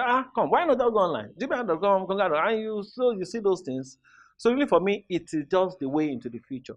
And like Sule said earlier, all the components we need for it are all on ground. If I'm able to say it everywhere I go, that there's no other country that has a payment system as good as Nigeria all over the world as we speak. There's none. There is none. So when we talk about payments, All the infrastructure we need are there. With the instant payment, we started, I mean, I could relate what you're saying earlier. Instant payment started as a product. Now it is a platform. You must have heard about Mcash, a lot of other things we're introducing in NIPS now. They all sit on top of the NIP that we not take for granted. So for me, the prospect is very clear. The millennials don't have the time to go and queue up somewhere and do all that. They're all going online and do all they want to do. There may be some temporary setbacks here and there, but I tell you, the opportunity is there. Whoever wants to really do business in that area should just go ahead, because I can't see any other way for us to live our lives going into the future. Thank you. All right. Moses, I think during your presentation, someone was questioning whether you'll be buying fruit and vegetables from Mile 12 online and the like. So please, if you can expand on what are other prospects or things related to that available at the moment or in the future. Yeah, so we all know BlackBerry, and we're happy for the people who have 3310, where you typically will just put it on your pouch here so that they see that you are making heaven. Yeah, and yes, and we see that BlackBerry didn't do they didn't offend anybody. Like, you know, typically when you didn't offend anybody, now they were doing well. We had 3310, Ujaboko 4, and all of Torchlight. We had all types. They didn't offend anybody, and today BlackBerry is a byword. Yeah, so I'm still saying that the My 12 market, because the same way we didn't think that people could queue up to enter Marwa. I grew up in Lagos, where you know Oshodi. You just see that, but today the young people won't relate with Oshodi as that. People queue to enter Marwa. People buy stuff online and all of this stuff. My 12 market should continue to be under the sun. Someday somebody will aggregate their stuff and begin to pack it and sell. So we are looking for, yes, that is what we are saying. So that instead of you to carry those stuff and put in My 12 market, somebody can go to the farm, carry those items on a platform, deliver to houses, as against keeping them there. So thank you for that. 2 days ago, Apple just said they were bringing a card, Apple Card. Now, so the MasterCard of this world, they will stop to listen, because if you want to tokenize your card, like your Apple, for you to buy music, you carry your other payment card to put inside. Now they have their own card. BlackBerry died because they were building BBM, which was their biggest stuff. They didn't have very good capacity in doing the phones, but they had the BBM, which was the messaging stuff. We remember that BBM was the only messaging stuff we had. You only have to have a BBM to communicate. Samsung, yes. BlackBerry, thank you, sir. Samsung didn't have it. Your iPhone didn't have it. But they had the market share. They were not willing to open up that. And they lost. If you see Apple, sometimes they sell stuff as the phone. App Store is also profitable for them, where you could buy different apps. Apple Music is strong. Today, that 2 days ago, they were talking about their own Netflix, where you could be watching movie, Apple TV. So that is the sense of the platform. What we try to say in this forum, every one of us here, is to say the opportunities are limitless. In your own sphere of influence, just go back and think how you could alter this stuff so that you could impact more people. I was in Kenya, credit to Ongni, when an hotel, the card didn't work and wanted to pay by transfer. They said it would take 3 days. So I'm not saying I'm paying from Nigeria. I was going to pay using a Kenya payment instrument. It would take 3 days. And 2 years ago, they were so happy. Our friends would tell you in the US that they can get SMS for transaction that happen, big deal. And we've been doing, you even get angry when you get SMS notification. And so the NIP that we truly don't even see how important it is, that you send money to someone, the person is just getting it instant. In other markets, in developed markets in the world, it will take 3 days. And so it tells you how the infrastructure is available. The challenge here to everyone seated and myself is that we need to just alter something, because what we require to succeed is already been given. There are smart people that will build platforms for you. There is NIPS that will give you all the payment instruments. There are banks that can do all of this stuff. So Yeah, I still throw back the challenge to us. Let me add a short story to it when he said everything that we need is already there. In 2014, when we launched Printivo, we had the idea we needed developers. I'm not the developer. I needed to find developers to build Printivo for us. We had written out all the features we needed. I moved from one person to another person in Yaba across various places, and they will say to me, "Oh, we'll get back to you." And 5 days later, they won't get back to me. When a developer tells you, "I will get back to you," and they don't get back to you, two things: they can't do that thing, they can't build it. Simple. Or they won't pick your call again. It means they can't build it. And we had to look outside Nigeria. We looked at India first. People were like, "No, you can't work with Indians." And then we looked towards Israel, and we found a group of guys in Israel that built the platform for us. We paid in dollars. When we launched Printivo, for every single iteration these guys would do, they would charge us, they were charging $30 per hour. We had to negotiate to $20. And then they will tell you, "Oh, this change will make it, you need 20 hours to do this." And then they will send you the invoice because we couldn't find developers locally. Problem one. Problem two, payment was a problem. It took us, we used 6 months to build Printivo. 3 months out of that 6 months was to integrate GTPay. I kid you guys not. At a point, I had to come to the GT Bank office on the island here to come and sit down and get on Skype with my developers in Israel just to go live. Today, you can go live with Paystack or FlutterWave in 30 minutes, right? And then after integrating that GTPay, that was not the major problem. We launched Printivo, and our biggest problem was collecting payment. People would come to the site, they would want to pay. Imagine having failure rate of 75%. It was crazy. Everybody that wanted to pay with their card couldn't pay. We had to devise a way. If people, I mean, the reason why e-commerce companies started pay on delivery then was because it wasn't just because of trust factor. There were customers that wanted to pay, but the payment just wouldn't go through. Or the payment goes through, the money will go. GT Bank said they don't have the money. You don't have the money. No one has the money. Where is the money?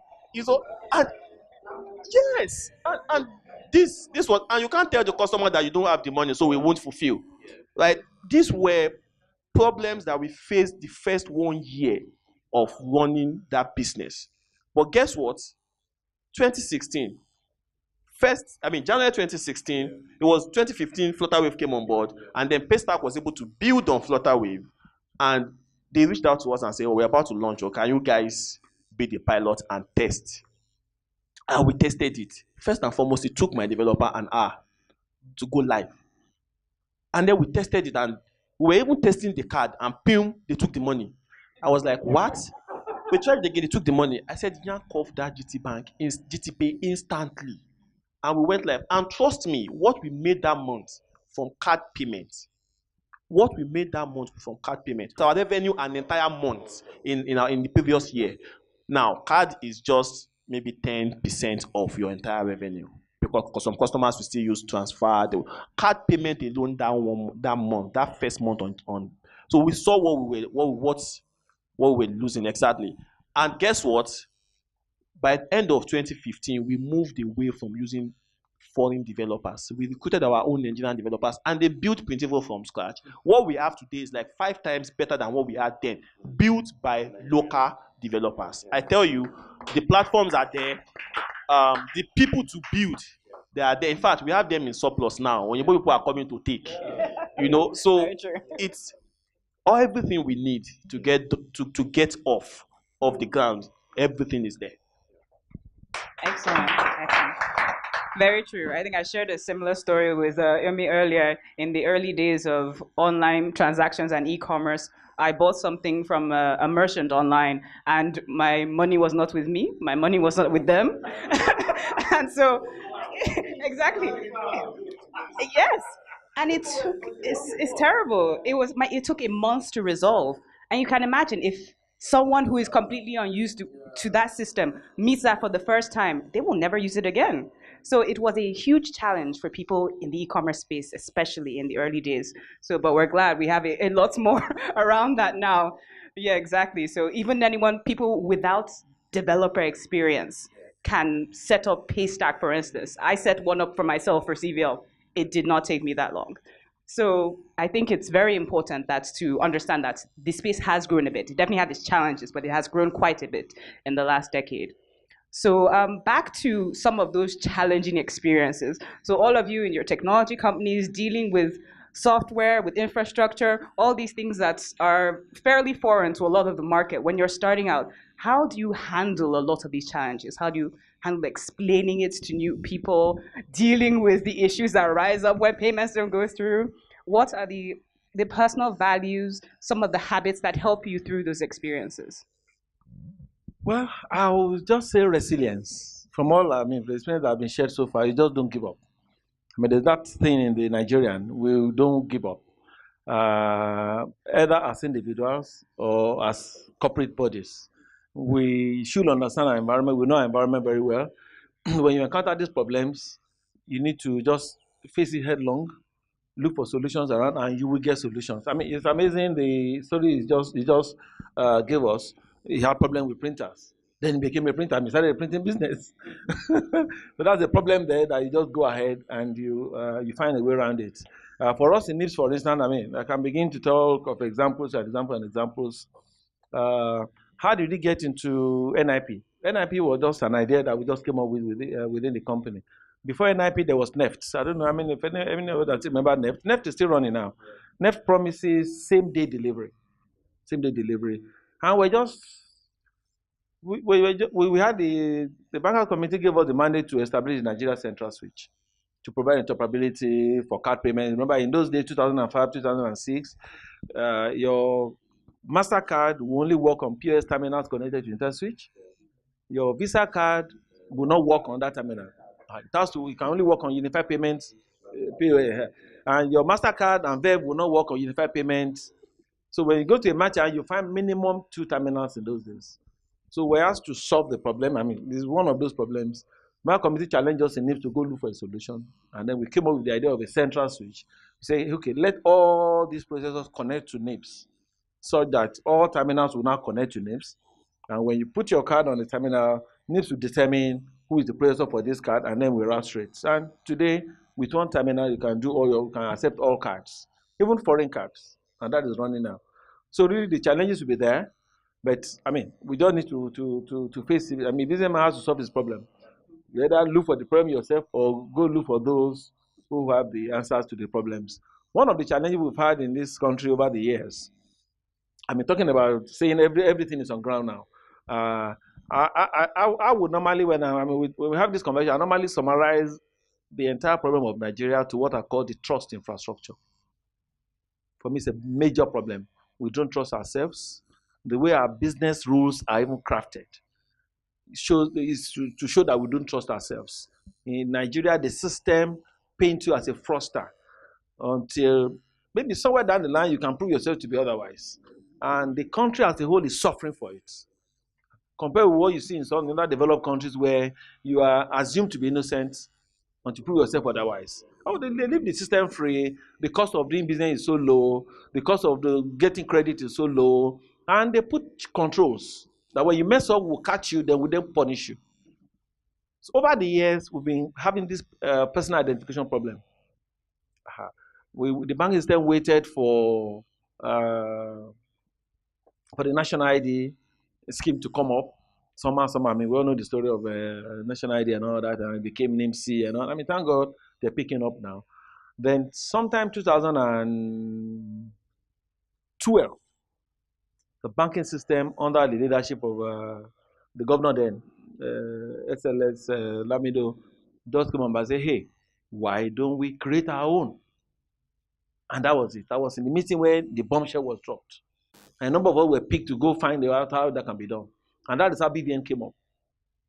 I'm so happy that BVN is there now. We have close to 40 million Nigerians there now. I know what that means. I tell people the trust problem of Nigeria is getting solved seriously. NIPS releases the BVN now to the public. I tell maybe you are into estate agents or whatever thing you do, and you want to be sure the people you are dealing with will not run away or they are good guys. The way the foreign world would use social. No, even I'm looking at the credit rating agencies, consumer credit. Today, BVN is in the position now And we're looking out for those that want to use it to do those things. BVN is for banking, but I tell you, we have released it for Nigeria.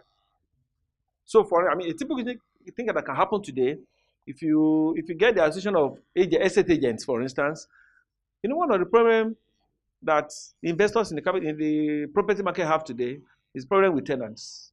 I've met people who have run away from property business because you have money, you build a house, put tenants there, it pays the first year or so, after that, he's not paying. And there's nothing you can do. You go to court to tell you, do you want him to go and sleep on the street? Give him 1 more year. So I tell estate agents, why not begin to create a group of trusted tenants? If you want to get a tenant into any house, you can talk to your bank, take his BVN, check his BVN. If a thief is always a thief. There will be many stories of robbers that are being looked for. Maybe just a small road, what they call a traffic offense, and the guy is picked up. So you get the BVN, check through the banking system. We are creating a blacklist of what I'll call untrusted people now. And the list is growing seriously. So you want to get a tenant into your house, check through that database. If his BVN is on the blacklist, you know that this one will mess you up, don't go there. And the estate agents can even come as a group and create their own special whitelist and blacklist. So gradually, we will solve the ID problem, and so that once that is fully solved and we're comfortable, we're convenient, we find it comfortable, we begin to change the business process in this country. Why can't I walk into a bank and collect a loan and go why do I have to waste all the long time, fill forms and all that and all that? So talking about challenges, the challenges are there. Cybersecurity is one of the major issues now. In fact, we have apart from the payment system in Nigeria being the best in the world, I say we are the most secure in the world too, in the banking system. We have deployed the best of technology as an industry. If don't help you if you lose your card in the US. I don't need your PIN. I don't need anything. I just swipe and I'm spending your money. That cannot happen here. We've secured, but unfortunately, one problem we're dealing with now is insider fraud within the bank itself. We're beginning to see a trend as if the fraudsters are even sending their guys to apply for banking jobs. And then when they go in as very sharp guy, then they begin to collude with those outside to defraud. So that's a big challenge that I see. And we keep working around it. So if anybody gets to a bank today and you commit that kind of fraud, we add your name, your BVN to the blacklist. It's a matter of time. We'll clean the system up. And already they're telling themselves now, hey, be careful, be careful. These guys are gathering BVNs together. So I think gradually we will get there. So all we need are on ground. The challenges will be there. As we see them, some become opportunity for us to do some business on them. We've been talking about NEPA problem all over. Gradually, those in electricity business will lose out. There are guys installing solar system all over the country now. Wherever I have a working solar system, I'll disconnect from the mains. We will solve our problems, and we just must confront them and get them solved. Thank you. So Moses, you're in a lot of client-facing roles, and especially in an industry that is still fairly young. Yeah. I'm sure as Nigerians, we're very opinionated when we don't trust something or we don't understand something. Yeah. So how have you dealt with a lot of that? What has the feedback been? How have you handled a lot of those scenarios? What personal qualities have helped you in those scenarios? Yeah, and so one of the things that's also helpful in Nigeria is that we build relationship, and we typically will do things with people because of relationship. So if you relate with people outside, they always want to see your ability to deliver. But the Nigerian side also will say that it was quite easy. So if I pick my story, Flutterwave, and we thought that let's go and onboard banks. And it was quite easy for me to say, okay, part of the first set of banks will be the banks where I've worked in. So you could easily walk back there and they will open up to you to say, the first clearance you need is that they trust you, they know you from outside. So sometimes you may not come with the smartest of solution, but because we are truly relational in Nigeria, where that is why when they tell you work in a place, we operate first name basis, then now wake up, don't call prof, and just come and call him first name. So something behind our head will tell us that we must defer to people.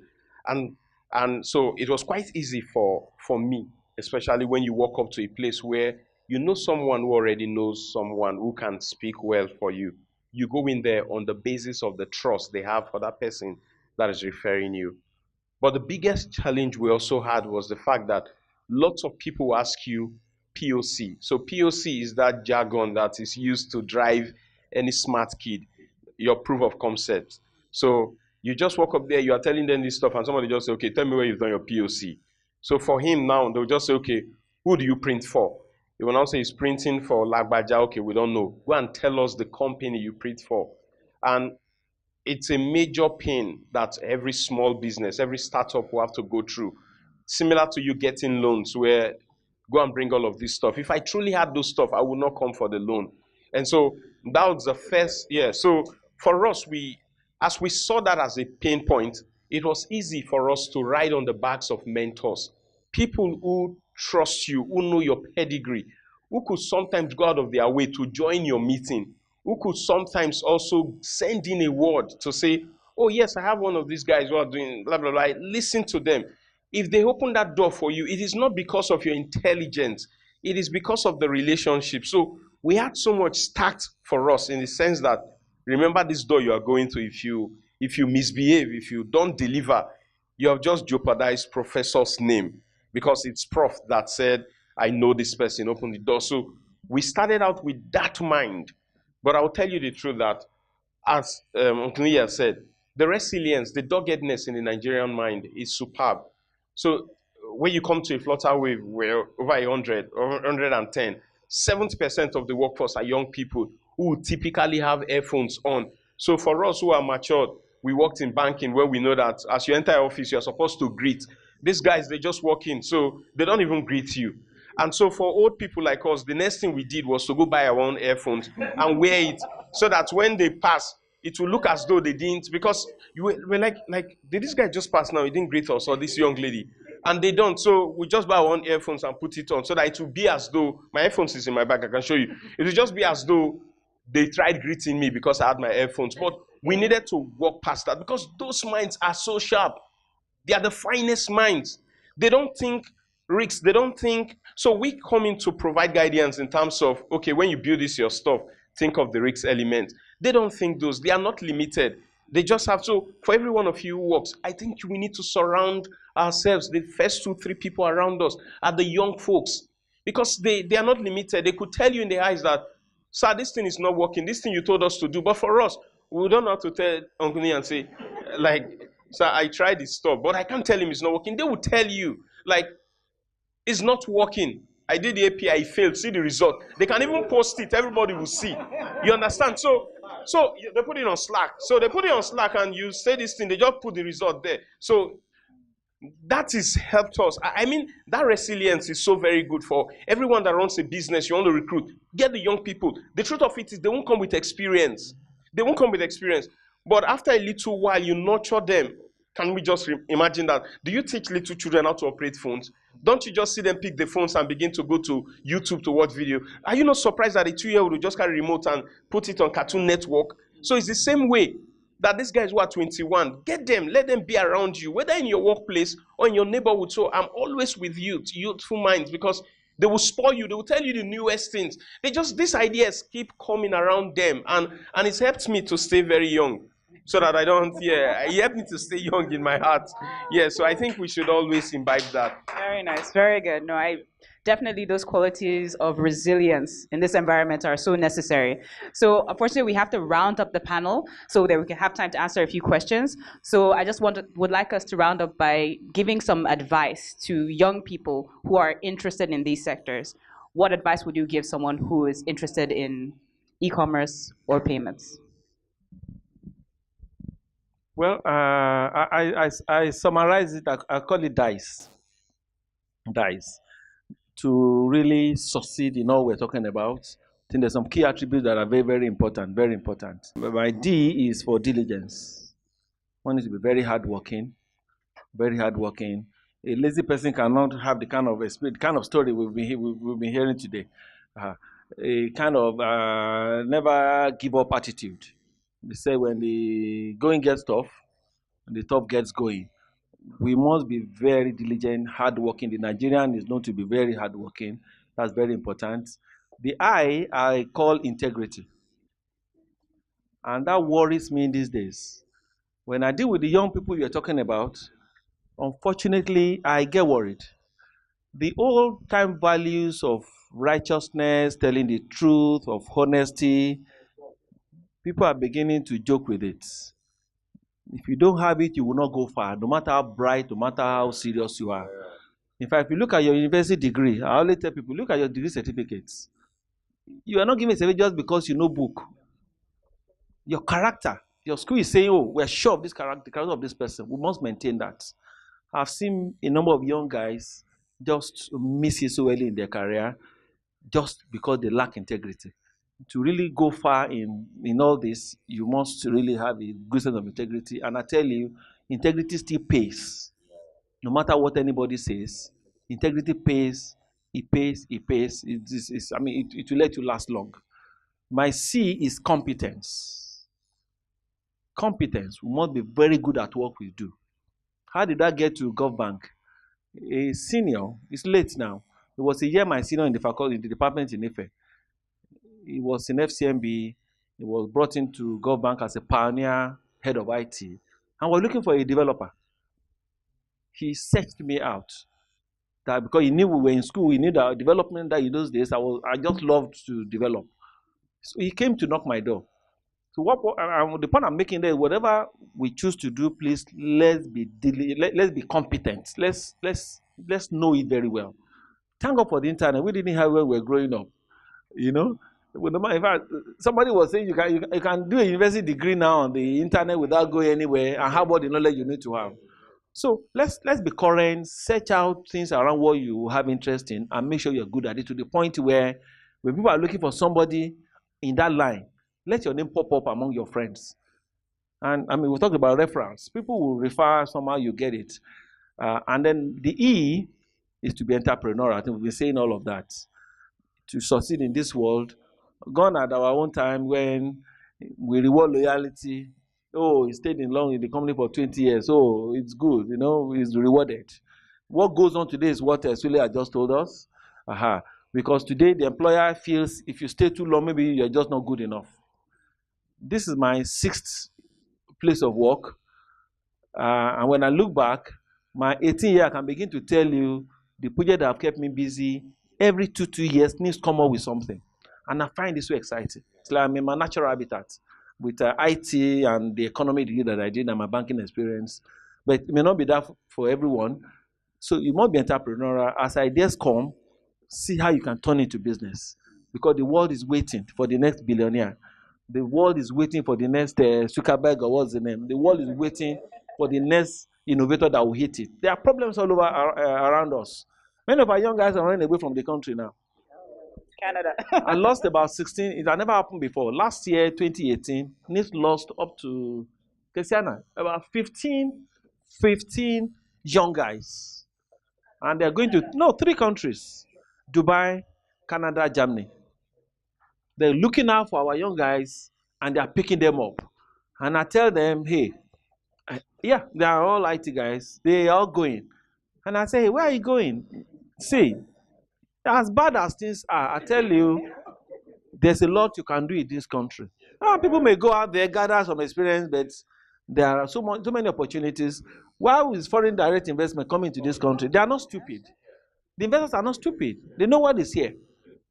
So when we're entrepreneurial, we can tap into all the opportunities we see around, and then we begin to move on. I pray God help us. Amen. Thank you. With what Uncle EZEKEIL has already given us, there's little for me to add. But more importantly, is the willingness to learn. That is very, very important. He has talked about integrity, diligence, and everything, but the willingness to learn.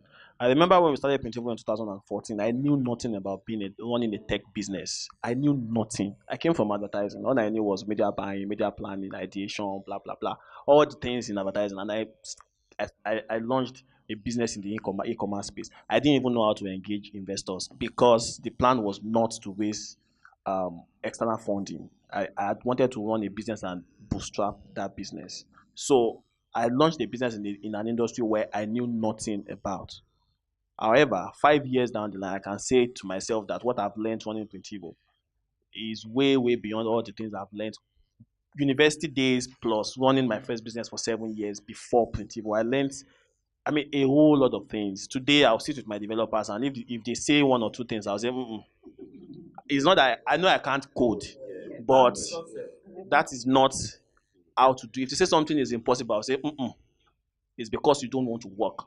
This thing is possible, and this is how you should do it, We were able to raise about $1 million from investors, and this was something I did not know about. And these were all foreign investors, right? How do you engage people to send you to put their millions of dollars in your country? Those were things I learned running that business. The truth is that if you are not ready to learn and upgrade yourself as a business owner, trust me, you will be at the same space and you'll be doing the same thing. And the people that are ready to learn, they will just overtake you, and you'll be asking yourself, what did they do differently? They learned while they were learning. I knew nothing about finance when I came into business. Like last year, I said, you know what? All the things I've learned about finance running business is not enough. I went to LBS to go and take a course solely on finance. These are things you have to do. Don't ever say, oh, yeah, I'm now the CEO. We know everything. We built a business with 50 employees. We are fine. Let's do it. No, that's not how to do it. So, yeah, so our African people will say that if you want to go fast, you go alone. If you want to go far, we go together. And what it means is that mentorship we've been talking about. One of the errors most times we make is we surround our people with like minds. People are like us. So because I like football, maybe if I have someone who supports the same club as me, the only thing we talk about is our club. We truly don't know what happens outside. So if you're an IT person, you surround yourself with developers, you truly don't know finance, like he said. But I believe that working together with people, and you can't work together with people if you don't also aspire, you don't see something in someone who's walked that journey before you. For me, I think the finest thing that has happened to me, and I see for everyone who submits to people, like working with other people, I've gotten referrals. So when we talk about Inyaboyeji, so for us to get a perspective, it was his classmate that Loyola Jesuit stopped. So if you look at his, he was born 1991, and so 1991, I think I was in GS1. Yeah, so but I submitted to him because it's come. So you must get to that point where you submit to superior minds, irrespective, because we thought mentorship has to do with someone who is higher, older, but a younger mind can be superior. These guys are exposed to so much. And so if you cannot submit to anyone because you think it's younger, you can only get truncated. So riding on the back of what they've said, and just adding the fact that we must work together, and there are countless number of fine faces here.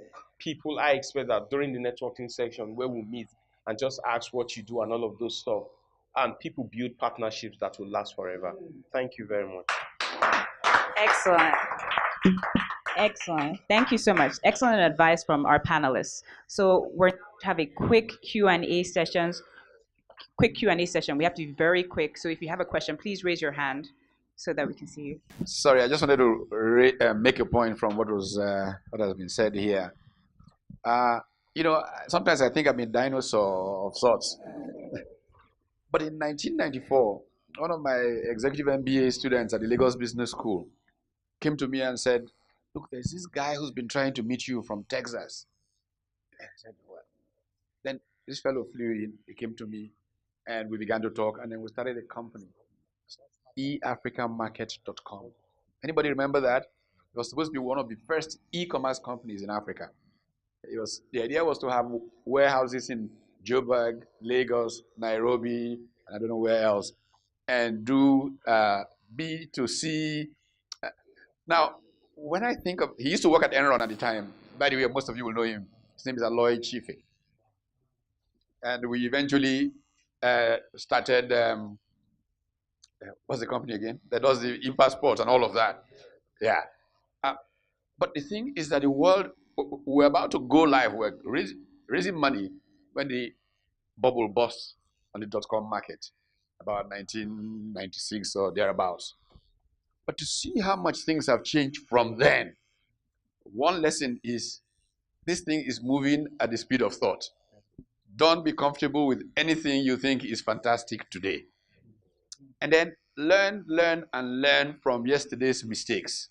I mean, there was talk here, the example of BlackBerry. BlackBerry should not have made that mistake because one generation back, Sony made the same mistake with the Betamax. And so you've got to always ask yourself what went wrong yesterday and how will we prevent it from happening to us today. So I just thought I should mention that before I run. Thank you all so much. Excellent. Thank you so much. Do we still have any questions? Okay, please raise your hand. So Mandela is going with the mic. We'll just take a few questions. So please be brief. Are you open to extending that team to do other stuff similar to yours, but not necessarily printing? Like maybe you have another person looking at partnering, and he wants to be the platform, but not printing. So it's not like a competitor to you. But your experience so far will be a good leverage. Are you open to such joint ventures? Currently, no, and I'll explain why. Yes, currently, no. But however, one of the things that we've learned with what we have started is that if there's anything you can give back is knowledge base. We've built a team of developers that currently work with PRINTIVO. Some will leave, some will come back. But what we've learned is that it helps to help your team focus on one thing.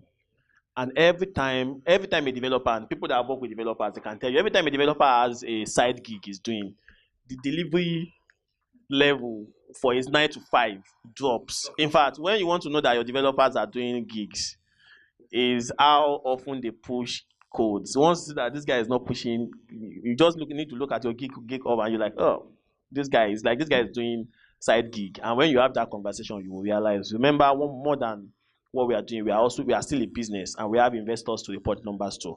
However, working with other companies currently, we are currently thinking of how we can build a way of sharing knowledge with other developers. And a lot of people are doing it already now. More developers are learning from people currently working in companies. There's mentorship between this developer and developers outside the system, such that people that are not even working yet in organizations are already becoming better developers. Some of them, they like the word they use, leapfrog from not working in any company to leaving Nigeria to go and work for companies outside the country. Also, not just developers. We've seen a gap where we don't have enough graphic designers in this country.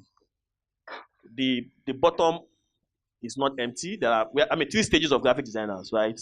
People, intermediary, professionals, and starters. We have a lot of graphic designers that are starters. Very few at the top. Now, the middle is empty because people don't have projects to work on. So we are currently building that to help more designers get from that starter stage to the intermediary stage, which will add value. But however, that our team will take on other projects outside the system. Currently, it's a no-no.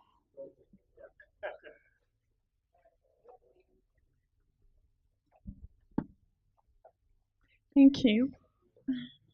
Good afternoon, everyone. Good evening, everyone. Okay, my question is thrown to every entrepreneur sitting outside there. Okay, so while you were growing your business in the first 2 years as a startup,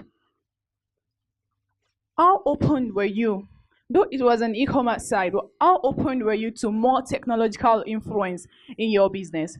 Were you, just like you were saying about the trust factors, because what I've noticed that most entrepreneurs in Nigeria are actually scared about being open to technological influence in their business, in their startup years.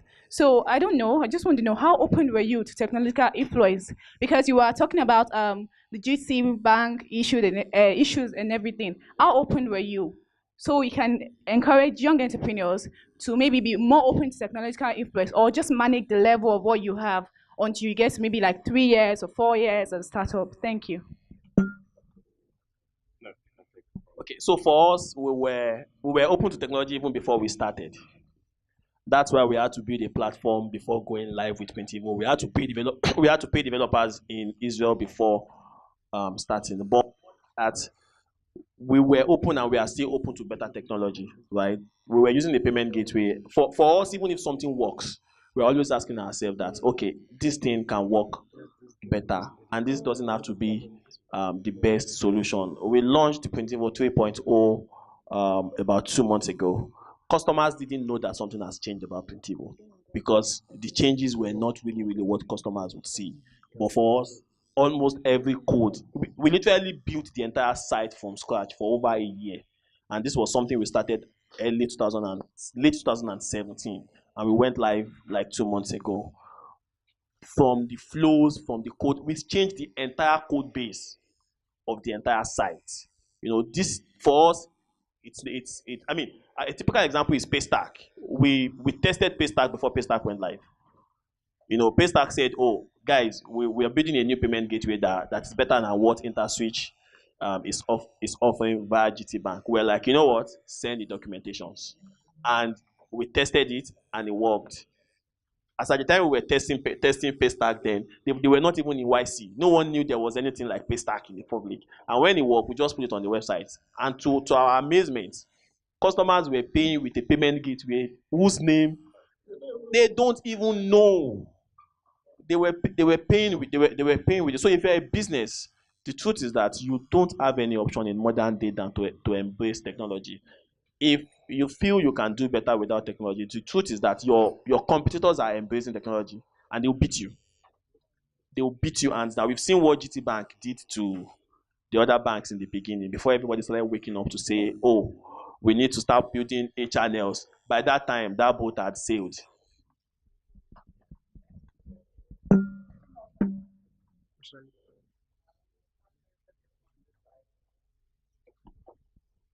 Yeah. I want to appreciate everybody on the platform. My question is going to be in two phases. I want to, number one, we go to the man in charge of the NIPS. My organization, we are one of those people that use this POS stuff very well. And over time, I was privileged to be part of the team that did a little bit of reconciliation about this NIPS issue. One of those observations we discover is that you notice that in the merchant copy, it will come with the merchant and the customer copy. You get an approved POS transaction, and that will give the customer the privilege to get value for what. But at the reverse end, which you were supposed to have a credit to hit your account, you discover that that very amount had been reversed. Then we wait. Where is this money? We come together, we begin to reconcile. I want to throw this question to you, Zara. What is the NIPS doing concerning issues like this? Number two, you talked about traveling to Kenya and even this developer, which we believe that the network should even be the best. You have free Wi-Fi everywhere, but in Nigeria, it's part of the manifesto which our politicians are even giving us. Now, don't you think that these young men traveling abroad, that is where the market is? Because if you do a transaction in Nigeria, immediately is hitting your account.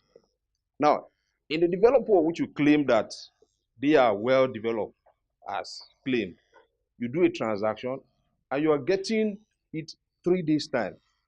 I don't know. I want you to just help me to marry. Yeah. Thank you.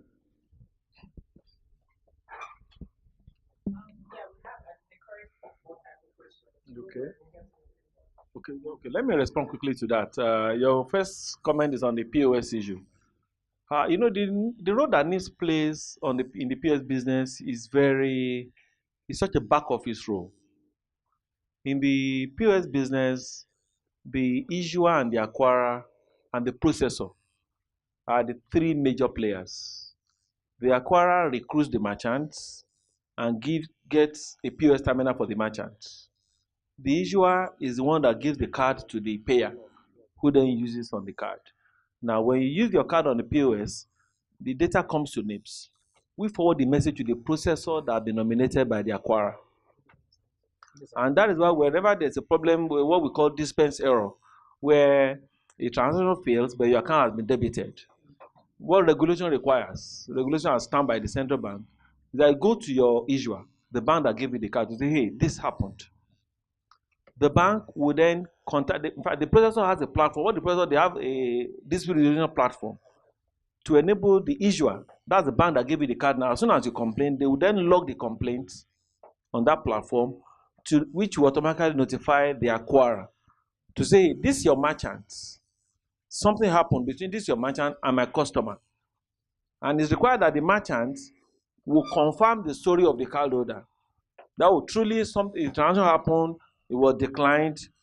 Once the merchant says it is true, it happened, the processor will then reverse the settlement they had earlier done to take the money back from the acquirer. Because before you complain, once you use your card, midnight every day, the processor will do the settlement to debit your bank, the cardholder's bank, and they'll give the money to the acquirer, who can give it to the merchant. But when you go to complain with your bank, and your bank logs it on the distribution system, and then the acquirer confirms that truly there was your complaint was genuine, the processor will then revert the settlement they are done to debit the acquirer and credit your bank, the issuer, who will then credit your account. The PS is a bit, it's a windy thing. In all I've described, NIPS has no role at all. We are just, in fact, we tell ourselves we do what we call blind switching. Because NIPS is not an acquirer, we are not a processor. We just bring interoperability into the system to ensure that every card works on all terminals. That's all that we do there. I don't know if that answers the question. Now, the issue of reversal is so, the POS terminal permits the merchant to reverse a transaction. Maybe you return goods. You bought goods, your card has been debited, the merchant will be credited tomorrow, but somehow, 3 days after you came to the merchant and say, sorry, I don't want this again. The merchant can go to his terminal and recall your transaction and cause it to be reversed, which will credit your account automatically. Okay. But when I hear complaints that, the merchant didn't have a hand in it, settlement that was done 4 days ago, a week or 2 weeks ago, now go reverse, they took the money from the merchant. That is very strange. The only reason why that should happen would be that the cardholder had complained to his bank, and the dispute system has happened. Maybe the banker, the acquirer, the banker of the merchant, had on his behalf responded in the platform. Once that is done, the processor will reverse the payment. Otherwise, there's no other way where money that has been paid, receipt shows approved, it should never be reversed from the account of the merchants. I hope that answers the question. Now, the second one you raised, I didn't get that very well. I don't know if, is that for me too? Okay. So in the case that is also explained, if you, as the merchant, you truly parted way with service, that is where arbitration will come in to say, actually, that money has been reversed from my position, but see evidence that I sold this thing to this person. So at that point, it will go to arbitration where you could win. The system is so open for you. Yeah. So the second one you talked about is that when you go to countries where transfer will take 3 days, like you talked about America and all of those areas, if you use your card, when you use your card POS, you put a PIN. In other markets, when you swipe your card, you just waka. That means you're not putting your PIN. Also, the fraudulent rate will be high. But of course, they can piggyback on the fact that they know where you live. They can go to cash you, and the entire payment there is insured by the government. So that side is covered. But in terms of doing transfer, our technology is way better than theirs because we can do NIP through Nuban, instant payment. But when you want to do transfer, that will take 3 days because they don't want to build that infrastructure. They use card. Yes, when they use card. So if you go to Kenya, it's M-Pesa. For you, what would you prefer, to get a Paga wallet or to have a bank account in Nigeria? I'm asking you.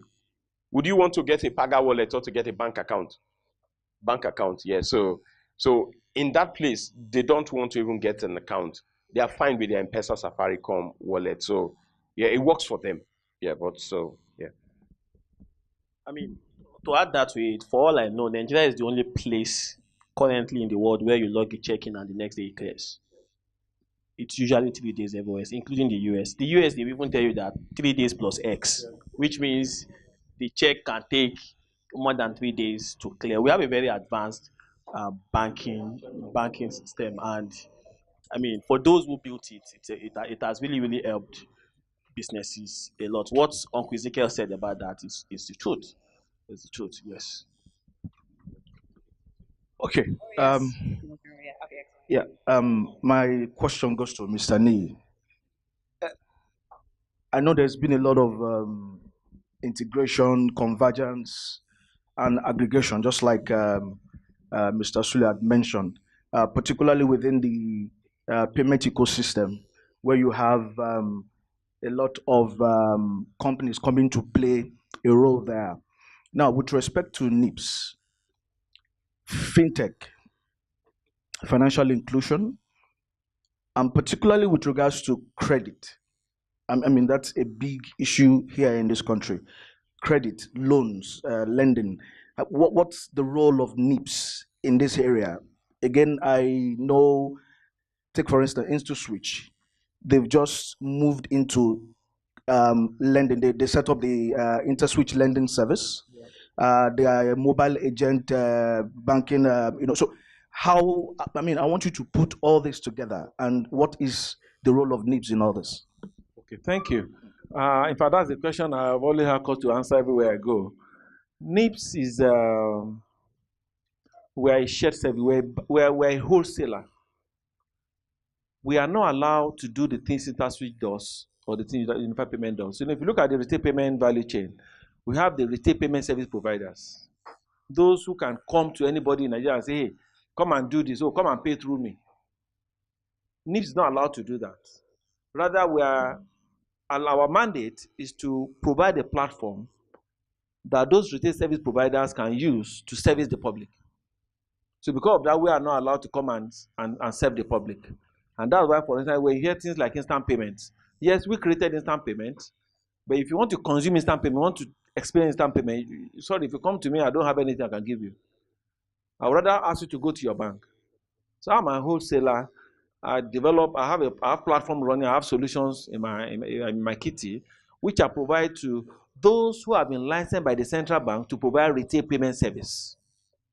And that includes banks, the commercial banks, it includes the microfinance banks, it includes payment, there are some group we call PSSPs, Payment System Solution Providers. These are the fintechs who have the CBN license to serve the public. I don't know if I explain this. So the way we put it is that the InstaSwitch of this world, Unified Payments of this world, are customers of NIPS.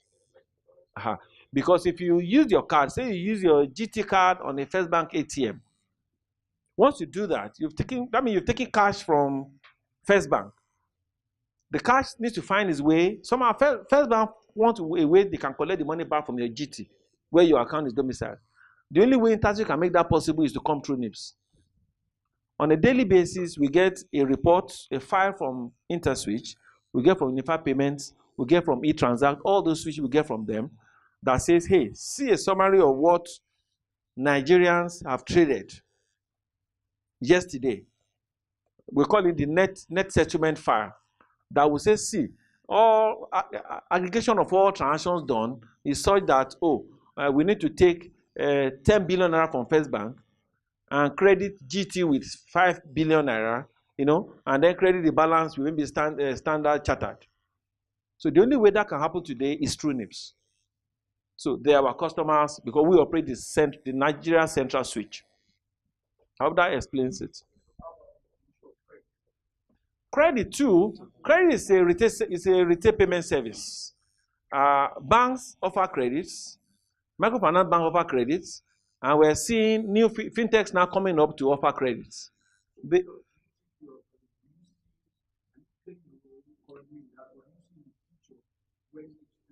It's a retail payment service. We are not allowed to do retail payments.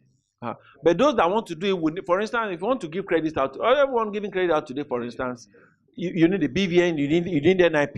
Yeah, so they will give Okay. that we can give those BVN services for Yeah. to verify that this person has capacity to pay. Yeah, so People like Red Money, Vans, all of them, they are our customers. So they will, once they collect your data, they come to NIM to verify that your BVN is correct, is a name, and that it belongs to you really. Thereafter, once they've approved your loan and they want to credit your account, they then use instant payment. So we are the back office for all of them. Thank you. So my question is, thank you for the presentation. I actually just have a question about the e-commerce bubble/bust. So I've been a victim of Deal Day, and then TechPoint keeps releasing different startups that are e-commerce based that are going out of the market. So what is the underlying reason for this, especially since a lot of people are trying to get into the e-commerce space and some are going out and then some are raising funds? So what's the difference between those that are raising funds, those that are going out? Because Deal Day took my money and I was really pained. Anyway, so that's one. Then my second point was the other. So earlier on, you mentioned about how most times they say Nigeria is a 200 million population market, and then but actually the literacy level. Sorry, I'm an educator on the side, so that always concerns me a lot. The literacy level is actually not 200 million. The number of people that are online are not 200 million. So how do we marry that expectation that yes, we are going to grow? How do we ensure that we are leveraging or covering the loopholes so that we can actually amass all the potential that the e-commerce space has? So the first question you asked, the truth about how e-commerce took off in Nigeria, I'll tell you, it took off on the wrong grounds then. For e-commerce to work, you need various infrastructures to work. You need payments, you need logistics, which is very important. You will realize that in 2015, Konga had to build KES, which was their own logistic delivery company. And exactly, and Jumia built their own. Now think about it. Your business is e-commerce. Konga had to build Konga Pay. They had to build KES. You see, most of those businesses at that time were stretching themselves too thin, doing things that is not the core of their business. If you launch e-commerce business in the US, for example, or advanced places, you just need to focus on your business. All the infrastructures that makes your business work, they've been sorted. Now, we are getting to that point where those things that should have been sorted before e-commerce took off then are now being sorted. Payment is sorted now. When we started PRINTIVO, I forgot to mention that logistics was a problem. We couldn't do pay on delivery like every other person, and we will never do pay on delivery because everything that ships out of PRINTIVO is customized. Which means if it ships to a customer and the customer says, hey, I was only playing with your platform. And we've already incurred the cost. And remember, the cost in e-commerce is not just the cost of that product. You see, the cost of moving something from point A to point B, it's a cost. So when these companies would move your phone, for example, you order a phone on Konga, and then the person moves the phone from Lagos to Kafansha. And the phone gets to Kafansha, the customer looks at it and he tells his neighbor and said, I didn't know these people are serious. So. And then he says, the person with that name is not around and he doesn't even stay here. And the delivery guy looks at it like, okay, you can't start asking for ID cards, so you have to take the phone back. The costs have already been incurred. And there's another game customers were playing on those various e-commerce. One customer will go to Jumia, order. He wants an item, he wants this thing. He goes to Jumia, he order. He goes to Konga, he order. He go to Deal Day, order. And Konga, Payport, order. And Chill will be the first person to deliver. And then the first person to deliver, I say, okay, this is the best one. He will take it, he will pay. And then the rest, he will reject. So, so these are things those are the major problem e-commerce face. Why did e-commerce work in the US? Because of USPS. Because they had a very good delivery system before that time. We are gradually going back to how we should have started, right? And then we taught customers the wrong thing. E-commerce is a level of convenience, which means the customer has to pay some level of something for it, and the business themselves have to pay for it. Pay on delivery moved the entire risk from the customer, moved it to the merchants, right? And it was a problem. Again, trust wasn't also built. One of the things we've done at PRINTIVO is this: if you order anything on our platform and you are not happy, we will replace it for you. And if you are not happy, we'll replace it for you. And if you are not happy again, we will refund. It's a cost every month. But guess what? we've used that to build trust among our customers. We've learned that, you know what? Those unhappy customers that collected their money back, they always come back. Because it's a point that, okay, I know that if I'm not happy, I'll get my money back. And trust me, they will be the one that will say, no, whatever happens, you will get your money back. In fact, they will do everything to make you happy. That is what we should have done in the first place. And the various businesses are beginning to do it. Konga said last year that, you know what, we're not doing pay on delivery again. Because they realize that, you will have sent your report that you made $1 million sales. Meanwhile, those $1 million sales, XYZ were returned. The cost of return, the cost of managing these, those things were also. The security part was also there. You didn't pay for a phone. Somebody brought you a phone. You can shoot that person and keep that phone. If you had paid for the phone, exactly, it happened everywhere. But if you paid for that phone and the delivery person comes to you to deliver the phone, well, then you don't have any reason to hurt the guy. So gradually we are seeing the errors of how e-commerce took off. Most of them based on trust issues, a lot based on infrastructure issues, but those things are beginning to get solved. DHL that wouldn't do e-commerce delivery in the beginning, they now do it. We integrated DHL on our platform and we ship with DHL to a lot of customers. In those days, DHL would say we don't want to do e-commerce. They saw Ace. Ace came into the business, started taking their bread. Different businesses started coming into it. So DHL and UPS said, you know what, we want to play in e-commerce space too. The problems are already getting solved. Yeah. Thank you so much to our panel. Thank you very much to Mr. AJAO, to Mr. OLUYOMI Ojo, to Mr. Moses SULE. Thank you so much. And please, you can always interact with the panelists after the session. So I'll hand back over to Mr. Adebiro. Thank you so much. Thank you very much, Isioma. Don't leave yet. We still have about 2-3 minutes. I believe my comments coming just now represents the totality of our appreciation of this wonderful panel. Can we give them a round of applause? I also enjoyed the narratives and the conversation. If I had my way, I would have wished that each and every one of us should get up, give them a hug each. But that will take us to 8 p.m. tonight, and that's not our culture here. We have a better way of doing appreciation. Very shortly, we're inviting our Executive Director, Corporate Services, Mrs. Francisca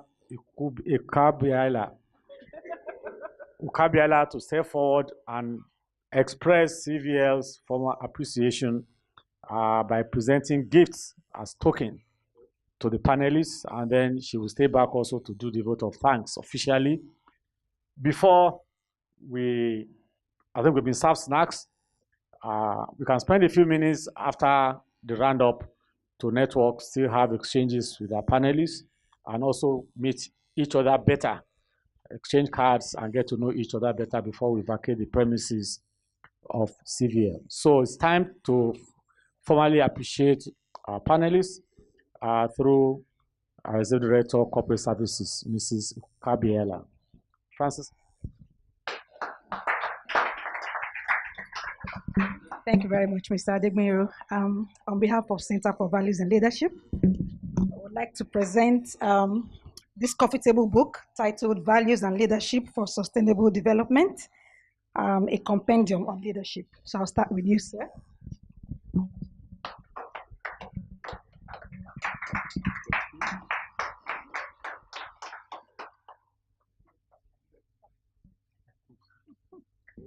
Maybe Isioma can present to the second. All right. So on behalf of the Center for Values in Leadership, I would like to present this compendium to Mr. OLUYOMI Ojo. Thank you so much for being on our panel and participating.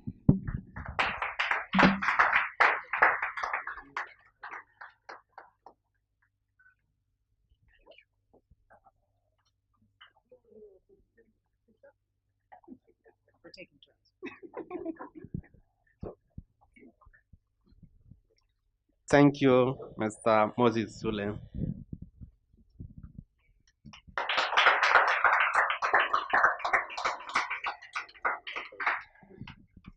Okay, we would like to thank all of you. We thank our panelists, Mr. Moses. We thank Mr. Yomi. Thank Mr. Neyi. They were fantastic. I was supposed to be tweeting, but I was just carried away. Because each of the words that came out from them was very special and you can relate it. So they were very, very fantastic. Thank you for coming. Thank you for making our day, because I believe that each minute we spent here was not wasted. So I thank all you people also for coming. Next edition of the role model for today we had e-commerce and fintech. The next edition will be looking at the oil and gas industry, the opportunities there. We structured the RMF for the whole year. We'll be having 4 sections at this place, while we have 2 in the universities. The next we have by June, September, and then December. By the next edition, which will be by June, we'll be looking at the opportunities in the oil and gas sector, challenges, and then see even how we can use what we have learned today to for the oil and gas, and see how we can move that sector forward. And we are hoping that by next time, as we be coming, we'll have 1 or 2 people that we use whatever they have learned today to build a platform, and then come here and share his story that from what he has learned today. Because most times people come, they learn, and